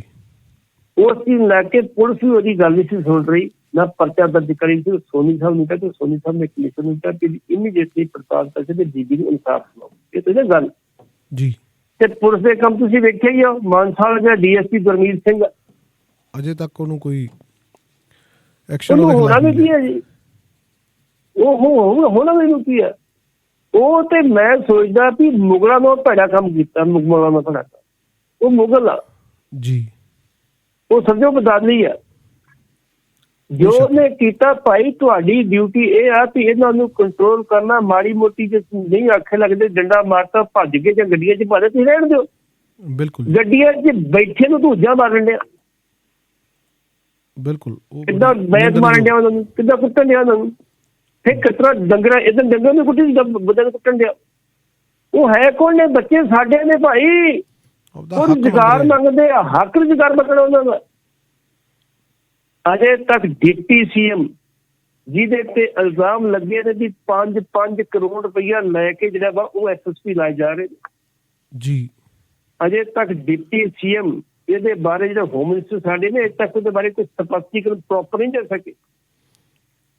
ਜਿਹੜੇ ਮੰਤਰੀ ਨੇ ਇਲਜ਼ਾਮ ਨਾਲ ਸ਼ਰਮ ਕਿਹਾ ਤੂੰ ਫਲਾਣੇ ਕੋਲ ਨਹੀਂ ਲਾਏ, ਤੇ ਕੋਲ ਬੈਠੇ ਸੀਐਮ ਸਾਹਿਬ ਕਹਿੰਦੇ ਜੀ ਬੀਬੀ ਨੂੰ ਪੁੱਛ ਲੈਂਦੇ। ਆਪਾਂ ਰਜੀਆ ਸੁਲਤਾਨਾ ਨੂੰ ਪੁੱਛਿਆ, ਬੀਬੀ ਜੀ ਤੁਹਾਡਾ ਐਸਐਸਪੀ ਲਾਇਆ ਮਰੇਡ ਕੋਲ ਕਿੰਨੇ ਪੈਸੇ ਲਏ ਆ? ਕਹਿੰਦੀ ਜੀ ਪੈਸੇ ਪੁੱਛਿਆ ਤਾਂ ਮੈਨੂੰ ਪਤਾ ਨਹੀਂ, ਪਰ ਮੇਰੇ ਕਹਿੰਦੇ ਨਾ ਜ਼ਰੂਰ ਦਿੱਤਾ ਸੀ। ਲੇਕਿਨ ਇਹ ਪੁੱਛੋ ਉਹਨੂੰ ਕਿ ਉਹ ਕੈਪਟਨ ਨੂੰ ਕਿਉਂ ਮਿਲ ਗਿਆ ਜੀ ਲੱਗਣ ਤੋਂ ਬਾਅਦ? ਬਿਲਕੁਲ ਇੱਥੇ ਆਵਾ ਹੀ ਉੱਤਿਆ ਪਿਆ ਵਾ।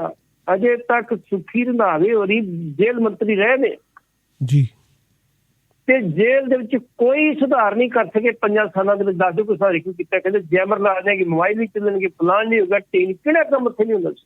ਬਿਲਕੁਲ ਅੱਜ ਦੀ ਡੇਟ ਵਿੱਚ ਕਹਿੰਦੇ ਕਿ ਜਿਹੜਾ ਨਸ਼ਾ ਤੁਹਾਨੂੰ ਬਾਹਰ ਨਹੀਂ ਮਿਲਦਾ, ਤੁਹਾਨੂੰ ਪੈਸੇ ਕੋਲ ਹੋਣੇ ਚਾਹੀਦੇ, ਉਹ ਨਸ਼ਾ ਤੁਹਾਨੂੰ ਬਕਾਇਦਾ ਤੌਰ ਤੇ ਜੇਲ੍ਹ 'ਚ ਮਿਲ ਜਾਂਦਾ ਜੀ। ਕਿੱਥੇ ਤੁਰੇ ਫਿਰਦੇ ਹੋ ਤੁਸੀਂ?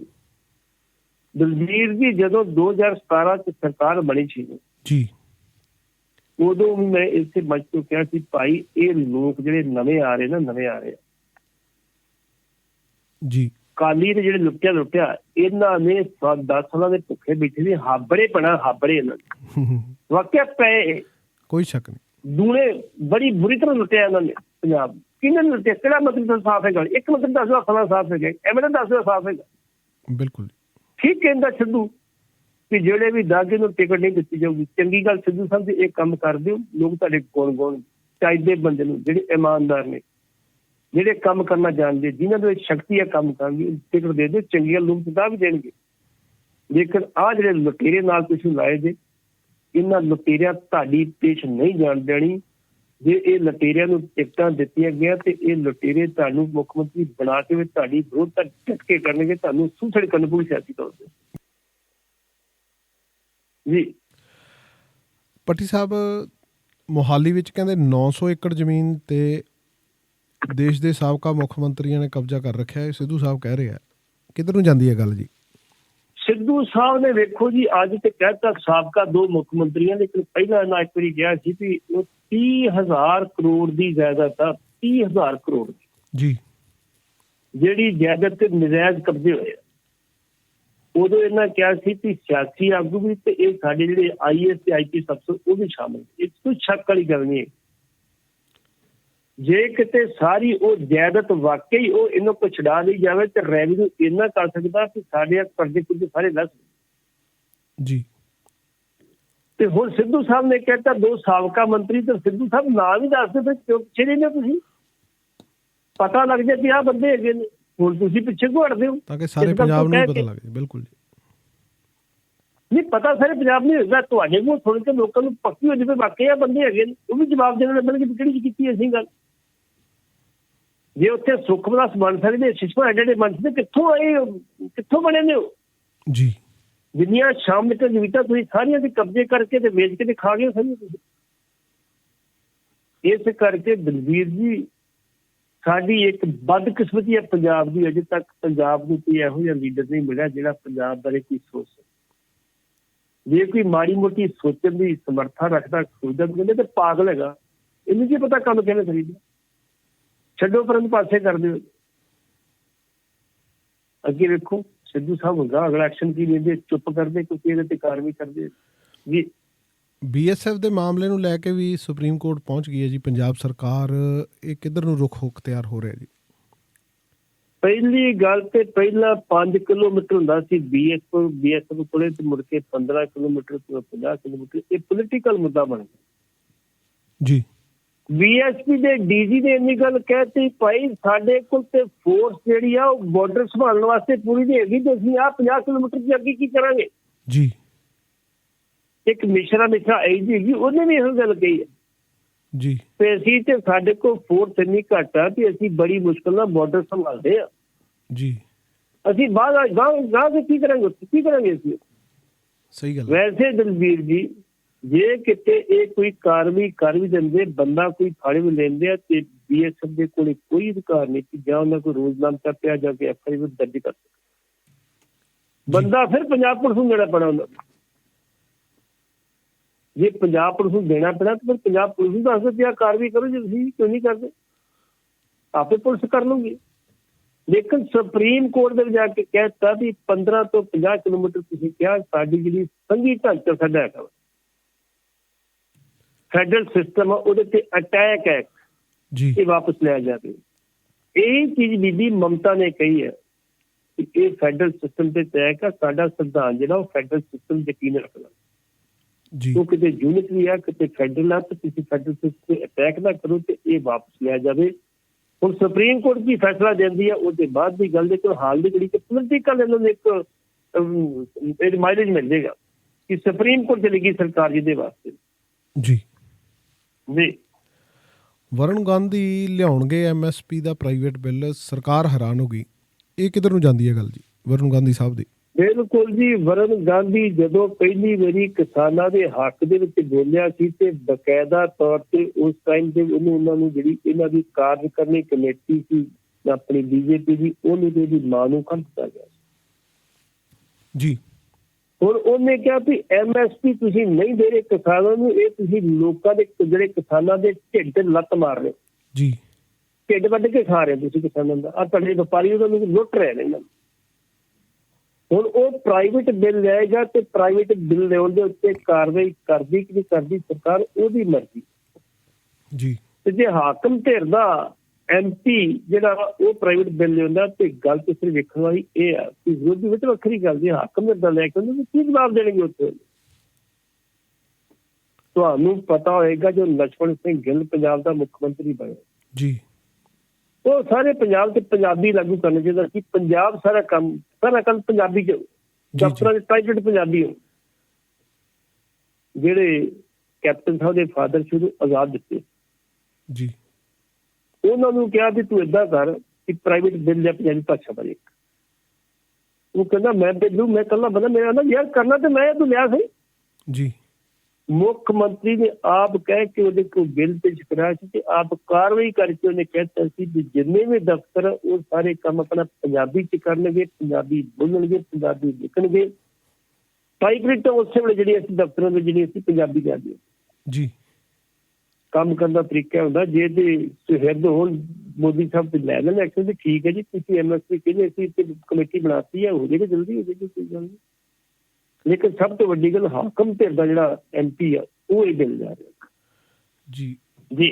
ਕਮੇਟੀ ਇੱਕ ਕਾਂਗਰਸ ਨੇ ਵੀ ਬਣਾਈ ਆ ਪੰਜਾਬ ਵਿੱਚ ਚੋਣ ਪ੍ਰਚਾਰ ਕਮੇਟੀ, ਤੇ ਚੇਅਰਮੈਨ ਵੀ ਥਾਪੇ ਗਏ ਸੀ ਸੁਨੀਲ ਜਾਖੜ ਜਿਹੜੇ ਹਾਸ਼ੀਏ ਤੇ ਚਲੇ ਗਏ ਸੀ ਜਦੋਂ ਕੈਪਟਨ ਸਾਹਿਬ ਨੂੰ ਲਾਇਆ ਗਿਆ। ਗੱਲ ਕਰ ਲਈ ਆਪਾਂ ਜੀ, ਗੱਲ ਕਰ ਲਈ ਉਹਦੇ ਬਾਰੇ। ਮੈਂ ਅਗਲੀ ਗੱਲ ਹੀ ਕਰ ਰਿਹਾ ਸੀ ਕਿ ਉਸ ਤੋਂ ਬਾਅਦ ਜਿਹੜਾ ਚੋਣ ਪ੍ਰਚਾਰ ਹੋ ਰਿਹਾ, ਸਿੱਧੂ ਸਾਹਿਬ ਮਾਲਵੇ ਦੇ ਇਲਾਕੇ ਦੇ ਵਿੱਚ ਆਉਂਦੇ ਆ, ਹਰਵਿੰਦਰ ਲਾਡੀ ਜੋ ਬਠਿੰਡਾ ਦਿਹਾਤੀ ਦਾ ਇੱਕ ਰੈਲੀ ਕਰਾਉਂਦਾ, ਸਿਰਕਾ ਡਾਗੂ ਆ, ਤੇ ਉੱਥੇ ਸਿੱਧੂ ਸਾਹਿਬ ਉਹਨੂੰ ਵਚਨ ਦਿੰਦੇ ਆ ਕਿ ਤੈਨੂੰ ਭਾਈ ਅਸੀਂ MLA ਬਣਾ ਕੇ ਛੱਡਣਾ। ਹੁਣ ਇੱਕ ਪਾਸੇ ਚੋਣ ਪ੍ਰਚਾਰ ਕਮੇਟੀ ਹੈ ਤੇ ਇੱਕ ਪਾਸੇ ਪ੍ਰਧਾਨ ਦੀ ਵਚਨ ਆ। ਇਹ ਆਪ ਮੁਹਾਰੀ ਗੱਲ ਤੋਂ ਕਿੱਧਰ ਨੂੰ ਲੈ ਕੇ ਜਾਏਗੀ ਕਾਂਗਰਸ ਦੀ ਅੰਦਰੂਨੀ ਸਿਆਸਤ? ਇਹ ਡੈਮੋਕ੍ਰੇਸੀ ਦਾ ਕਤਲ ਆ ਜੀ। ਇਹ ਅੰਦਰੂਨੀ ਡੈਮੋਕ੍ਰੇਸੀ ਦਾ ਕਤਲ ਹੈ। ਵੀ ਸਿੱਧੂ ਸਾਹਿਬ ਜੇ ਤੁਸੀਂ ਆਪ ਹੀ ਟਿਕਟਾਂ ਮਿਲਣੀਆਂ ਤੇ ਫਿਰ ਕਮੇਟੀ ਬਣਾਉਣ ਦੀ ਕੀ ਕਹਿ ਦਿਓ ਹਾਈ ਕਮਾਂਡ ਨੂੰ ਕਿ ਮੈਂ ਆਪੇ ਜਦੋਂ ਟਿਕਟਾਂ ਦੀ ਕੋਈ ਲੋੜ ਕਮੇਟੀ ਦੀ ਸੁਪਰ CM ਆਪਣੇ ਘਰਾਂ 'ਚ ਬਹਿ ਜਾਣ, ਆਪਣੇ ਜਾ ਕੇ ਕੰਮ ਕਰਨ ਜਾ ਕੇ। ਬਿਲਕੁਲ। ਇਸ ਕਰਕੇ ਉਹ ਕਹਿ ਜ਼ਰੂਰ ਰਹੇ ਨੇ, ਲੇਕਿਨ ਮੈਨੂੰ ਉਮੀਦ ਹੈ ਕਿ ਜਿੰਨਾ ਚਿਰ ਕਮੇਟੀ 'ਚ ਵਿਚਾਰਨ ਤੋਂ ਬਾਅਦ ਕਮੇਟੀ ਦੀ ਲਿਸਟ ਬਣੂਗੀ ਉਹ ਲਿਸਟ ਫਿਰ ਹਾਈਕਮਾਂਡ ਜਾਊਗੀ। ਹਾਈਕਮਾਂਡ ਦੀ ਮਰਜ਼ੀ ਹੈ ਜਦੋਂ ਟਿਕਟ ਦੇ ਵਿੱਚ ਮਾਰ ਦੇ ਫੈਸਲਾ ਆਸੀ ਹਾਈਕਮਾਂਡ ਕੋਲ ਹੋ ਸਕਦਾ। ਹਾਈਕਮਾਂਡ ਤੋਂ ਲੀਕ ਮਾਰਦੇ ਕਿ ਨਹੀਂ ਜੀ ਇਹ ਠੀਕ ਨਹੀਂ ਆ ਦੇਣਾ ਜਿਹੜਾ ਫੈਸਲਾ ਸਭ ਕਰ ਲੈਣਗੇ ਉੱਥੇ ਜੀ। ਇਹ ਤਾਂ ਚਲੋ ਉਹਨੂੰ ਖੁਸ਼ ਕਰਤਾ ਨਾ, ਉਹ ਤੇ ਜਾ ਕੇ ਮਦਨ ਨਾਲ ਜਿਹੜਾ ਹੈਗਾ ਸੀ ਜਲਾਲਪੁਰ ਨੂੰ ਖੁਸ਼ ਕਰ ਰਹੇ ਸੀ ਜਾ ਕੇ। ਬੜਾ ਚਰਚਾ ਹੋਈ ਸੀ ਇਸ ਗੱਲ ਦੀ ਕਿ ਜਿਹੜੇ ਬੰਦੇ ਤੇ ਸੰਗੀਨ ਦੋਸ਼ ਲੱਗੇ ਹੋਏ ਸ਼ਰਾਬ ਦੇ ਜੀ ਜੀ ਤੁਸੀਂ ਉਹਨੂੰ ਕਹਿਣ ਦੇ ਮੈਂ ਖਲੋਤਾ ਇੱਥੇ ਮੈਨੂੰ ਵੋਟਾਂ ਪਾਉਣੀਆਂ ਤੁਸੀਂ ਕਾਹਦੀ ਤੁਸੀਂ ਸਿਆਸਤ ਕਰ ਰਹੇ ਹੋ ਕਾਹਦੀ ਤੁਸੀਂ ਜੇ ਕਹਿੰਦੇ ਵੀ ਬੜੀ ਕਲੀਨ ਐਂਡ ਨੀਟ ਸਿਆਸਤ ਕਰਨੀ ਜੀ ਜੀ ਬਿਲਕੁਲ ਪੱਟੀ ਸਾਹਿਬ ਅੱਜ ਦੀਆਂ ਖਬਰਾਂ ਤੇ ਤੁਸੀਂ ਟੀਕਾ ਟਿੱਪਣੀ ਕੀਤੀ ਬੜਾ ਇਤਿਹਾਸ ਜਿਹੜਾ ਹੈ ਕੁਝ ਖਬਰਾਂ ਦੇ ਵਿੱਚ ਤੁਸੀਂ ਫਰੋਲ ਕੇ ਸਾਡੇ ਸਰੋਤਿਆਂ ਨਾਲ ਰੇਡੀਓ ਪੰਜਾਬ ਟੂਡੇ ਦੇ ਨਾਲ ਸਾਂਝਾ ਕੀਤਾ ਤੁਹਾਡਾ ਰੇਡੀਓ ਪੰਜਾਬ ਟੂਡੇ ਦੀ ਸਮੁੱਚੀ ਟੀਮ ਵੱਲੋਂ ਬਹੁਤ ਬਹੁਤ ਧੰਨਵਾਦ ਜੀ ਸ਼ੁਕਰੀਆ ਸ਼ੁਕਰੀਆ ਸ਼ੁਕਰੀਆ ਤੇ ਦੋਸਤੋ ਕੁਝ ਰੁਝੇਵਿਆਂ ਕਰਕੇ ਅੱਜ ਦਾ ਇਹ ਪ੍ਰੋਗਰਾਮ ਸ਼ਮਾਦਾਨ ਇੱਥੇ ਹੀ ਖਤਮ ਕਰਨ ਦੀ ਇਜਾਜ਼ਤ ਚਾਹੁੰਦਾ ਦਲਬੀਰ ਬਰਾੜ ਦਿਓ ਆਗਿਆ ਤੇ ਸੁਣਦੇ ਰਹੋ ਰੇਡੀਓ ਪੰਜਾਬ ਟੂਡੇ ਦੇ ਬਾਕੀ ਰਹਿੰਦੇ ਪ੍ਰੋਗਰਾਮ ਰੱਬ ਰੱਖਾ